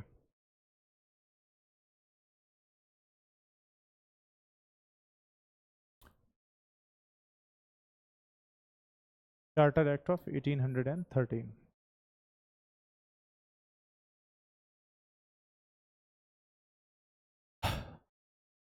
इसमें कौन सा पर्सन आया था? 1813 में हमने एक और आइडियोलॉजी की बात की थी, इवेंजिलिकलिस्ट, है ना। ठीक है, तो अब मिशनरीज वगैरह आएंगे, मतलब क्या होगा इसका, हॉलमार्क क्या होगा? देखो, अगर वो आइडियोलॉजीज आपको याद है, देखो, तो वो आइडियोलॉजीज बताने का रीजन सिर्फ यही था कि आप उसको इससे रिलेट कर पाओ। यहाँ पे बेसिकली क्या होगा, hallmark is westernization of India, हर क्षेत्र में, है ना। तो what's happening here, what is the hallmark? Westernization, है ना। कि धोती कुर्ता बेकार है, जीन्स पहन के घूमो, कहाँ परेशान हो तुम धोती कुर्ते में, मस्त जीन्स पहनो, है ना, जीन्स टी शर्ट पहनो, बढ़िया। वेस्टर्नाइजेशन, ठीक है। वेस्टर्नाइजेशन किस सेंस में? देखो, तीनों चीजों में, रिलीजन, इकोनॉमी, जो ये रूल्स वगैरह हैं आपके, ये ठीक नहीं है, ठीक है। आप वाई आर यू सफरिंग, इवेंजेलिक जो भी था, ठीक है, वो क्या मानते हैं, तुम इसलिए झेले हो क्योंकि you are Hindus and Muslims. Christians होते तो मस्त तुम मजे कर रहे होते, इसलिए बिकम क्रिश्चियंस, है ना। ओके, देखो आप, रिलीजन, इकोनॉमी, एक और एरिया भी ले ही लेते हैं, दैट इज एजुकेशन। ये भी जरूरी है ना, ये अगर तुमने ब्रिटिश कर दी तो they will be known as, उनको क्या बोलते थे? हाँ, मिशनरीज इसी में आएंगे, बिल्कुल।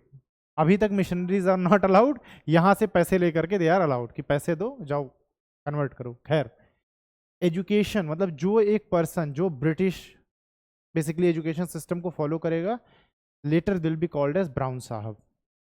की बात की थी मैंने, ब्राउन साहब्स, नहीं, Dadabhai Naoroji and these guys, they are from inside, they are the brown sahibs. क्योंकि ये लोग ये मानते हैं कि Britishers are not bad for India. सोचिए, देखो कि तुम किसी की पूरी पढ़ाई पढ़ लोगे तो तुम कैसे उसको खराब मानोगे? भाई, जिस चीज को तुम पढ़ रहे हो, आइडियोलॉजी चेंज होते बहुत टाइम नहीं लगता। किसी एक पर्टिकुलर, जैसे तुम यूके में चले जाओ, तुमने वहां की पूरी पढ़ाई की, उनके पूरा देखा, तो तुम उनको बोलोगे कि हाँ अच्छे लोग हैं। अगर ये जो अच्छाई इनकी, तो इनको बेसिकली अच्छे तरीके से देखते थे कि भाई जो ये मार काट कर रहे हैं, तरीका गलत हो सकता है, अल्टीमेट एम इज कि भाई हाँ व्हाइट मैन्स बर्डन वाला कंसेप्ट अच्छा है, ठीक है, बात तो है इनमें कुछ, ठीक है। तो वेस्टर्नाइजेशन के सेंस में, रिलीजन वाले सेंस में, बिकम क्रिश्चियंस, इकोनॉमी वाइज कि भाई ये जो तुम्हारा रेवेन्यू सिस्टम वगैरह है खराब है, ये बदलो इसको, है ना। एंड देन एजुकेशन वाले सिस्टम में कि भाई इंग्लिश पढ़ाओ, इंग्लिश इंग्लिश इंग्लिश, ठीक है। ओके,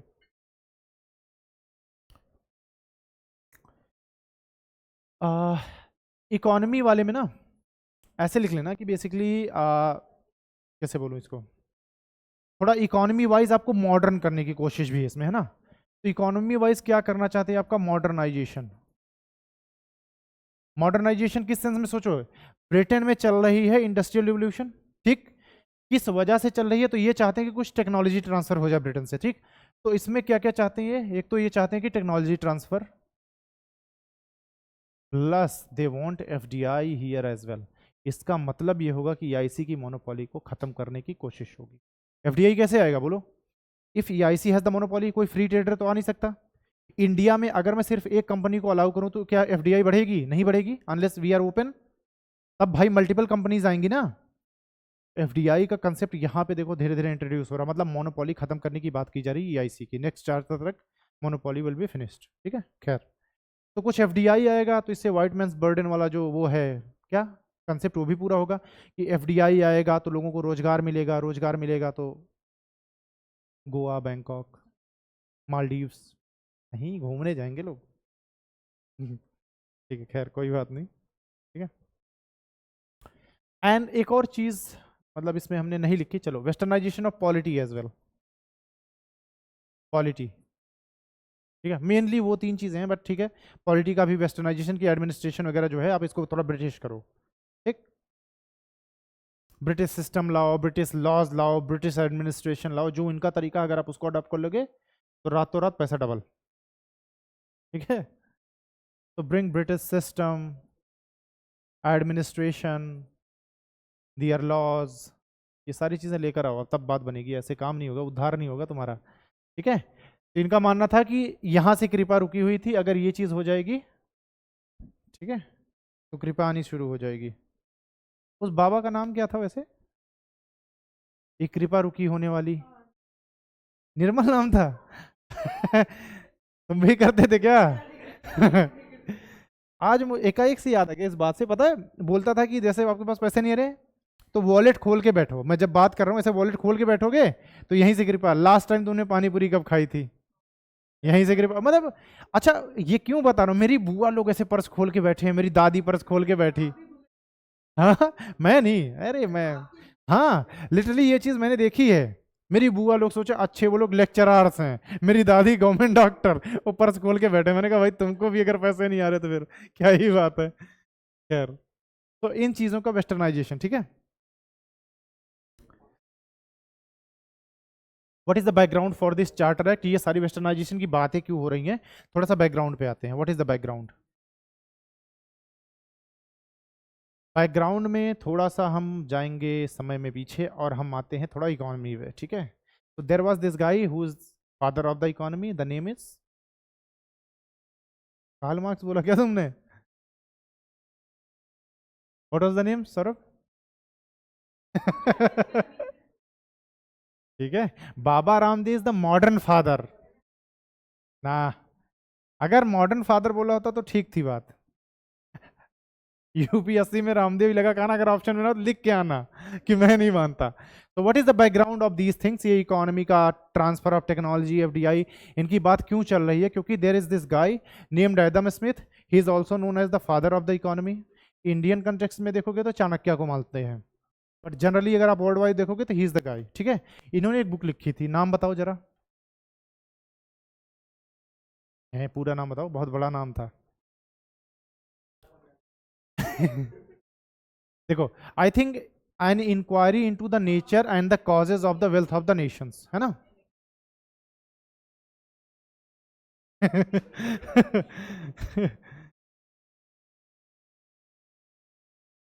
अरे क्या स्पेलिंग है इंक्वायरी की?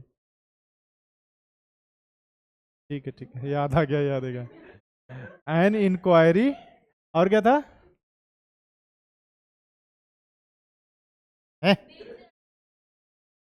Okay, an inquiry into the nature and causes of wealth of nation.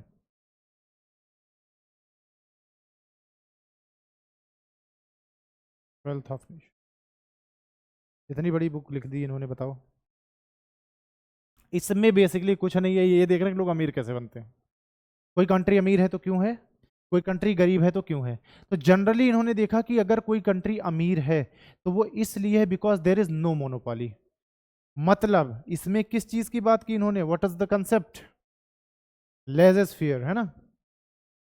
अब इसकी स्पेलिंग बताओ जरा। बहुत अच्छी बात है, किसी अच्छे टीचर से पढ़े लगते हो। अच्छा आई, अरे ठीक है तो लगा लो, ठीक है लगा लो, क्या बात है ना। देखो अच्छे टीचर से पढ़े हो तो याद रह जाती है चीजें। ओके, तो ओके, लेजेस्फियर, लेजेस्फियर इज व्हाट? ठीक है, इनविजिबल हैंड थियरी। अरे इतना कंसेप्ट में मत जाओ कि आधे लोग पागल हो जाए, आसान बताओ हैं। फ्री मार्केट, मैं एक लाइन में बोलूं, फ्री मार्केट, कि किसी की मोनोपोली नहीं होगी, गवर्नमेंट का इंटरफेरेंस नहीं होना चाहिए, यही तो बात है। तो मैं इसको एक लाइन में अगर बोलूं व्हाट इज लेजेस्फियर, इसका मतलब है कि फ्री मार्केट, कि जो बाजार होना चाहिए वो कैसा होना चाहिए, खुला होना चाहिए, कि जिसका मन है वो ट्रेड करे। ऐसा नहीं हो ना कि एक बाजार है जैसे फरीदाबाद है मान लो, इसमें सिर्फ मिठाई वाले ही ट्रेड करेंगे, ये क्या बात हुई है? क्यों मिलन नहीं होगा इसमें, और मिठाई की दुकानें नहीं होंगी, बजरंग बीकानेर भी होगा, ऐसे बहुत सारी मिठाई की दुकानें होंगी, है ना। So this is the thing. तो laissez faire is nothing but open market, ठीक, मिनिमम इंटरफेरेंस मैक्सिमम गवर्नेंस वाला सीन है, ठीक है ना। तो दिस इज द थिंग। अब ये बुक आ गई, इस बुक को गलती से इंग्लैंड वालों ने पढ़ लिया, ठीक, इंग्लैंड वालों ने, उनको लगा वो इसीलिए हम रुके। वहां पे फ्री ट्रेडर्स भी तो है जिनकी सांस फूल रही है कि भाई ईआईसी को क्यों दिया है, भाई और लोग भी तो होंगे ना, क्यों, why EIC is having the only upper hand, हमें भी चांस दो। तो इसकी वजह से अब एक ग्लोबलाइजेशन होना शुरू हुआ। तो दिस इज द बैकग्राउंड। आपकी इसकी वजह से क्या हुआ, इस बुक की वजह से बेसिकली जो मोनोपोली है ईआईसी की वो खतरे में आ गई, ठीक है, monopoly of EIC is in danger. हाँ, दिस इज द बैकग्राउंड, कि ये लोग क्यों आ रहे हैं, क्यों this is happening, this is the background, ठीक है ना। तो monopoly of EIC in danger, खतरे में है, क्योंकि बहुत सारे लोग गवर्नमेंट से बोल रहे हैं कि भाई ये मोनोपोली हटाओ, हमें भी इंडिया से ट्रेड करना है, हमें भी अपने फिनिश्ड गुड्स ले जा करके वहां बेचने हैं और वहां से कच्चा माल सस्ते दाम पे खरीदना है। ईआईसी इज डूइंग दिस, तो उनको कच्चा माल महंगा मिल रहा है, this is what they are doing, ठीक है। चलो, तो अब यहाँ पे क्या हो रहा है, इस बुक को पढ़ने के बाद जो मैन्युफैक्चरर्स हैं और फ्री ट्रेडर्स हैं, इनकी lobby is getting very strong, ठीक है ना। तो ये था बैकग्राउंड। इसकी वजह से क्या हो रहा है, what is happening, the manufacturers and the free trader lobby is getting strong.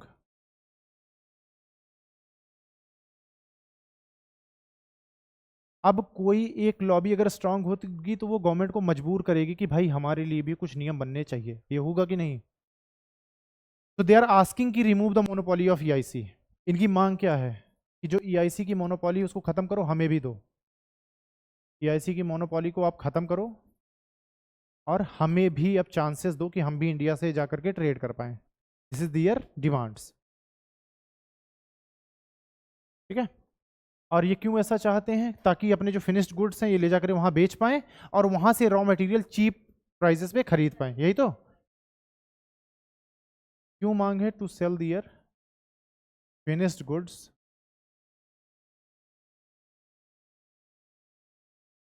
In like East Indies, ठीक है, plus can buy cheap raw materials.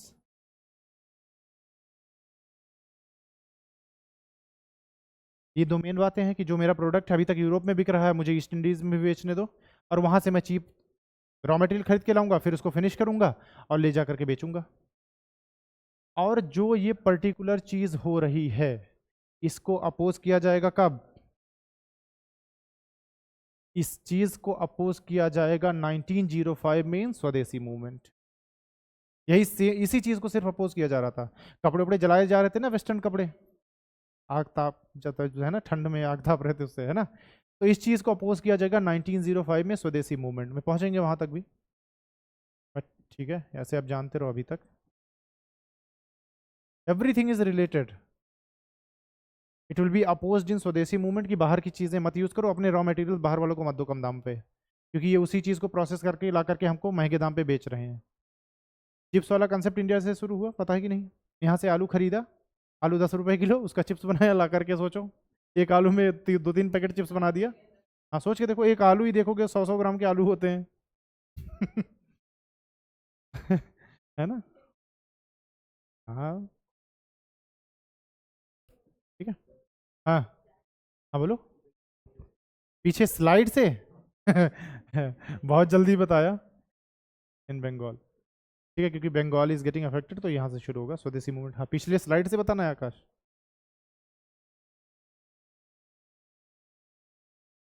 देखो हो क्या रहा है, अभी तक सिर्फ एक पर्सन बाजार में ट्रेड कर सकता है, that is EIC। Adam Smith की ये बुक आ गई, इन्होंने बोला कि भाई ज़्यादा लोग बाजार में होंगे, कंपटीशन बढ़ेगा, प्राइजेस कम आएंगे, ज़्यादा ग्रोथ होगी। इन्होंने ये किताब पढ़ ली, यूरोपियंस ने। पढ़ी भी किसने? जो वहाँ के टॉप के मैन्युफैक्चरर्स हैं, जो चीज़ें बना रहे हैं, और जो ट्रेडर्स हैं, बाकी ट्रेडर्स जो व्यापारी हैं, इन्होंने ये बात पढ़ ली। अब ये गवर्नमेंट पे दबाव बना रहे हैं, क्राउन पे दबाव बना रहे हैं कि भाई EIC की जो मोनोपोली है, कि सिर्फ EIC ही क्यों बिजनेस करेगा, हमको भी मौका दो। उसी के लिए, और उस इनका मेन पर्पस क्या है कि जो हमारे कपड़े वपड़े हैं, जो फिनिश्ड गुड्स हैं, उसको ले जाके इंडिया में बेचेंगे, वहाँ से कच्चा माल खरीदेंगे, कॉटन खरीदेंगे, बाकी चीज़ें खरीदेंगे, कच्चा माल खरीदेंगे, ला करके प्रोसेस करेंगे, फिर ले जाके बेचेंगे। इस चीज़ को इंडियन अपोज करेंगे। 1905 बंगाल में एक मूवमेंट होगा, दैट इज स्वदेशी मूवमेंट, जिसमें बोलेंगे कि विदेशी चीज़ें यूज़ करना बंद कर दो आप, है ना। स्वदेशी मूवमेंट की अपने यहाँ की चीज़ें। मोदी जी भी यही कर रहे हैं। Make in India, vocal for local, बहुत सारी स्कीम्स हैं।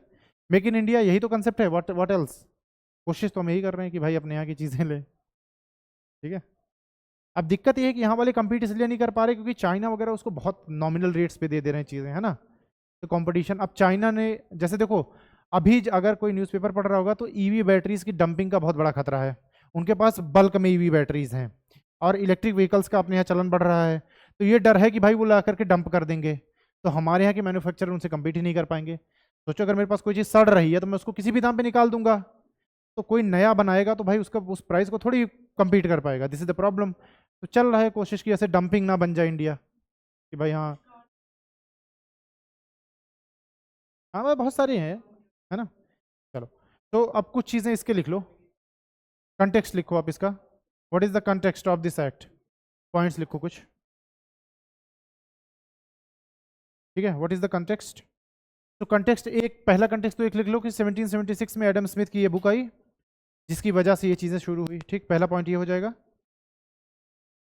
तो in 1776 Adam Smith wrote his famous book. उस बुक का नाम ऑलरेडी आप लिख चुके हो, तो दोबारा नहीं लिखेंगे, ठीक है, ठीक है। तो in 1776 Adam Smith wrote his famous book, ठीक है, where he promoted the idea of free market.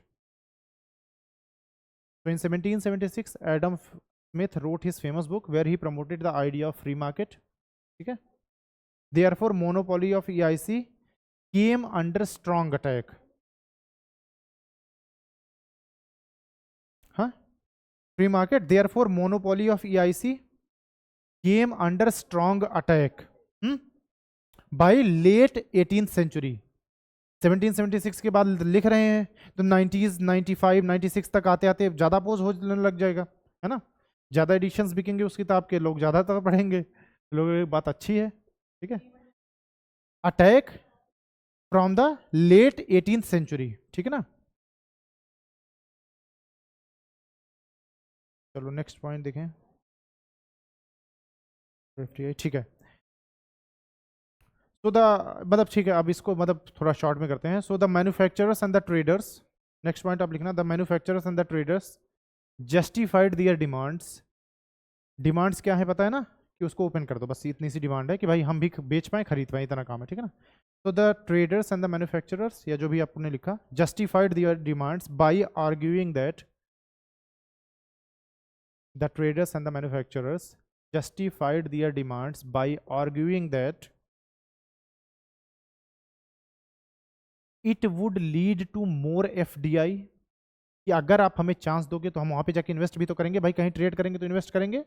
It will lead to more FDI, comma, transfer of technology, भाई हम वहां जाएंगे तो अपनी टेक्नोलॉजी भी लेकर जाएंगे, तो it will lead to more FDI, transfer of technology, skill development and industrialisation of Indian economy. ये इनका जस्टिफिकेशन है कि वाई वी वांट दैट, हम तो भाई वाइटमिन बर्डन को फुलफिल करना चाहते हैं, ठीक। Skill development and industrialisation of Indian economy, ठीक है।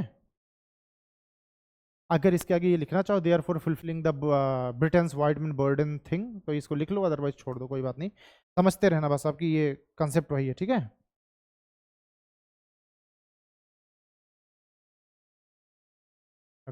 अब जरा इसके प्रोविजंस लिख लो, इसमें क्या क्या चीजें हुई, provisions of the charter of से 1813, कुछ पॉइंट्स लिख लो आप, then we will stop here.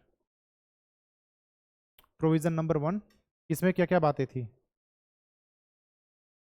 Goal of British rule to be moral and spiritual, क्योंकि कौन है यहाँ पे, वो इवेंजलिकल ले जो भी है, ठीक है। Goal of British rule in India to be moral and spiritual, upliftment of India. Goal of British rule in India, देखो आप ये अपने आप को भगवान बता रहे हैं।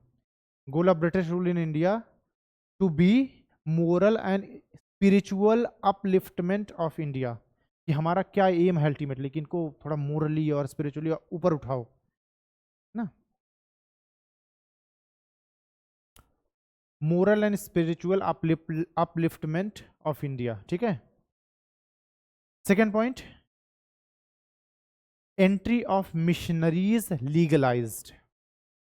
इससे पहले कोई भी धर्म का प्रचारक इंडिया में नहीं आ सकता था, नाउ इट इज अलाउड, ठीक है ना। एंट्री ऑफ मिशनरीज लीगलाइज्ड, बताता हूं, लिख लो आप इसको एक बार। Mission entry of missionaries legalized and they could enter India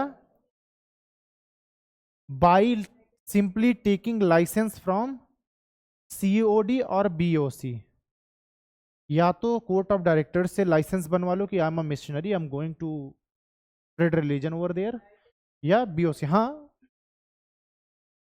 बोला ना कि भाई तुम इसीलिए सफर कर रहे हो बिकॉज यू आर हिंदू और मुस्लिम, क्रिश्चियन बनो, देखो एकाएक से।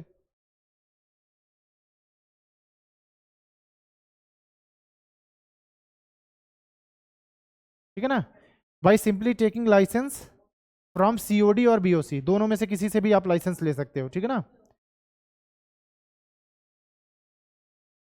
ओके, इसी चार्टर में क्योंकि there is a huge demand, so end of the monopoly of EIC over trade. इसी चार्टर में end of the monopoly of the EIC over trade, except tea trade. सिर्फ चाय की खेती में मोनोपोली की, बॉय की कोई चाय की पत्ती नहीं बेच सकता जाकर के इंडिया में, ठीक। बाकी किसी भी चीज में मोनोपोली खत्म हो गई, EIC की प्रोविजन इसी में कर दिया गया। तो the third point is end of the monopoly over trade of EIC, end of the monopoly over trade of EIC except tea trade. Tea trade पे still they have the monopoly. हाँ, अरे east Indies की बात हो रही ना पूरी। हाँ, क्या था?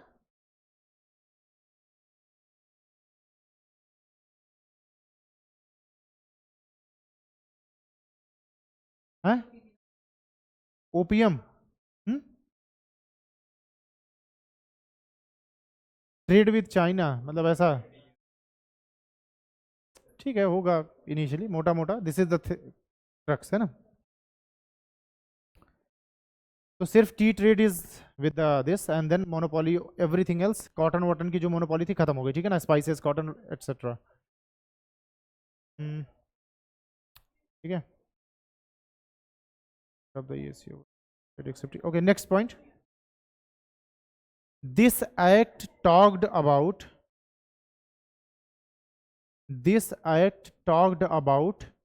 in inverted comma लिखना आप, in inverted comma, ठीक है, undoubted sovereignty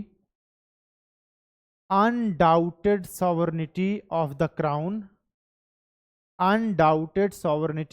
crown over territories in India, commas closed। यहाँ पे they are making over territory in India, यहाँ पे they are making it more clear, remind करवा रहे हैं आपको। पहले बोला कि it's ours, don't think it's yours, तो देन इन्होंने बोला कि not EIC, here what they are saying, कि जो सॉवरेनिटी है, मतलब जो कंट्रोल ऑफ इंडियन टेरिटरी, वो किसके पास है? ब्रिटेन के पास, है ना। हाँ, मैं वही बोला ना कि अगर किसी के मन में कोई डाउट रह गया हो, जैसे ये बोल सकता है ना कि भाई मुझे डाउट था, गवर्नर जनरल ऐसे बोल दे कि I was having doubt, they are making it more clear. मैंने क्या बोला, हर चार्टर एक्ट के साथ, जैसे गवर्नर जनरल ऑफ बंगाल हो सकता है कुछ 3-5 कर रहा हो, उसने बोला कि भाई मैंने इस चीज को ऐसे इंटरप्रेट कर लिया कि भाई डाउटफुल था, आपने इसको इस तरह से बोला था पर मुझे लगा कि भाई ये अलग चीज है। अब ये क्या बोल रहे हैं, अनडाउटेड, सॉवरेन भी ऐड कर दिया है ना, अनडाउटेडली, कि मतलब इसमें कोई शक नहीं होना चाहिए अब तुम्हारे दिमाग में, अब कुछ नहीं करोगे, है ना। देखो, अभी तक क्राउन ने ये बोला कि भाई जो इंडिया में टेरिटरी वो EIC की नहीं है, ये बोला था।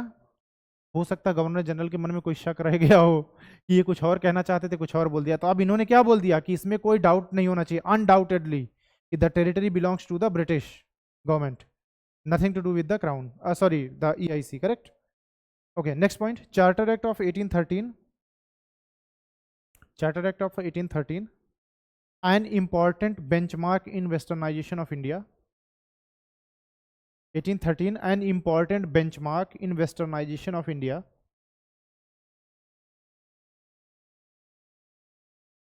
ठीक है. वेस्टर्नाइजेशन ऑफ इंडिया, उसके ब्रैकेट में आप लिख लेना कि push to western education and the Christianity. Mainly हम इन चीज़ों की बात कर रहे हैं, क्योंकि बाकी जो इन्होंने टेक्नोलॉजी ट्रांसफर SBI की बात की वो कभी हुआ ही नहीं. 2 काम हुए बस. ठीक है. वेस्टर्न एजुकेशन इन ब्रैकेट, समझा. वेस्टर्नाइजेशन सिर्फ 2 सेंस में शाश्वत. कभी भी टेक्नोलॉजी का ट्रांसफर नहीं हुआ, ये सब कहने की बात थी. ना ही कभी FDI आई हमारे यहाँ. वो आए, कच्चा माल खरीद के लेकर के गए और बाकी अपना फिनिश्ड गुड ला करके बेचते रहे, है ना. Westernisation of India in bracket, है ना, only western education and the Christianity. ठीक है. Also non EIC businesses began entering India post 1813. Also non-EIC businesses began entering India post 1813. जैसे हो सकता है लाइसेंस वाले, इंश्योरेंस वाले आ गए हों और बाकी लोग, है ना, मतलब बहुत तरीके हो सकते हैं. EIC कुछ लिमिटेड बिजनेस करती थी, खरीद बेच और ये सारी चीज़ें. और भी तरीके से बिजनेस किया जा सकता था. राजा के पास गए, बोले साहब कल को मर जाओगे, तुम्हारी फैमिली का क्या होगा, इंश्योरेंस करवा लो, जीवन के साथ भी जीवन के बाद भी, है ना. Entering India post 1813. अब इस पॉइंट को आप अगर लिखना चाहो लिख लो. However industrialization and the transfer of technology to India did not happen to India as expected. However, industrialization and transfer of technology to India did not happen to India as expected. ये सिर्फ कहने की बात थी, ऐसा कुछ हुआ नहीं है. एक्सपेक्टेशन थोड़ा बहुत हुआ होगा, but not enough. However, industrialization and the transfer of the technology to India did not happen to India as expected. ठीक है. सिर्फ आपने बात की चार्टर एक्ट में किससे हम FDI बढ़ा देंगे, ट्रांसफर ऑफ टेक्नोलॉजी, ऐसा कुछ हुआ नहीं. कहने की बात थी ऑन पेपर, बट ऐसा कुछ हुआ नहीं. ठीक है.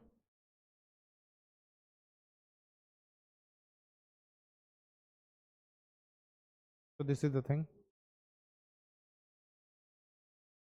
क्लियर है. ओके. अब सिर्फ आप हेडिंग डालो, कल करेंगे इसको, आज नहीं करेंगे. आज यहीं तक रुकते हैं. The charter act of 1833. Charter act of 1833, AKA what is the second name? Saint Helena act. Okay. Saint Helena act. Saint Helena क्या भाई है वो? तुमने अर्थ का अनर्थ कर दिया. It's an island by the way. There one of the remotest place on the earth in Atlantic Ocean. Yes, Atlantic में. हाँ बिल्कुल, अटलांटिक में ही है, इतना तो याद है. ठीक है. तो what is Saint Helena? Saint Helena is an island जो कि EIC के पास था. इस एक्ट के बाद उसको कौन ले लेगी? ब्रिटिश गवर्नमेंट ले. तो बेटा हमको दो, हम जाकर यहाँ पार्टी करेंगे. ठीक है. So it's an island, one of the remotest place on the अर्थ. मतलब आकाश, इसका मतलब ये है कि इसको रिमोट से चलाते हैं. देखो ऐसा दिन करना होगा, ऐसे ही ब्राइटनेस बढ़ा देंगे. रिमोटेस्ट प्लेस है ना. ठीक है, दोबारा लिखवा दूंगा, डोंट वरी. तो in Atlantic Ocean, it is like situated in Atlantic Ocean, one of the remotest place on earth. Why St. Helena is very important? Because Napoleon was kept here. जब Napoleon हारा, उसको पकड़ा, यहीं पे एक jail में रखा था, सेंट हेलेना में ही. ठीक है. कब हारा था? 1815. 1815 में नेपोलियन को यहीं पे रखा था. फिर 6 साल के बाद आई थिंक 1821-22 में वो मर गया. ठीक है. तो when Napoleon was defeated, he was kept here at Saint Helena island. ठीक है. हाँ मतलब कह सकते हो. हिटलर भी ट्रू रीडर था, उसका भी सम्मान करना चाहिए था. ठीक है. और इसका हॉलमार्क क्या होगा? Centralisation of India, basically one nation one government. What is the hallmark for this? Hallmark is centralisation of India. India. तो बहुत सारे रूल्स हैं. मैं आपको जब EIC का एडमिनिस्ट्रेशन पढ़ाऊंगा, सॉरी ब्रिटिश गवर्नमेंट का, तो मैं उसमें बताऊंगा कि qazis are there, muftis are there, Brahmins are there, there are so many along with the जजेस, एक ब्रिटिश जज है, उसको आपकी मतलब आपके रूल्स नहीं पता ना, तो if there is a Hindu conflict तो वहां पे Hindu pandits are there, if there is a Muslim conflict qazis and muftis are there. ठीक है, तो ये सारी थे, बहुत सारे रूल्स थे, तो इन्होंने बोला कि काम करो सेंट्रलाइज करो इसको, ये बहुत गड़बड़ हो रही चीजें। ठीक, तो establish one rule, so one nation one rule, कि ये एक देश है तो एक तरह का रूल होना चाहिए। ठीक है, तो this is the main hallmark, this is the hallmark for this. ठीक है, so that's it for today, अब बाकी नेक्स्ट क्लास में करेंगे।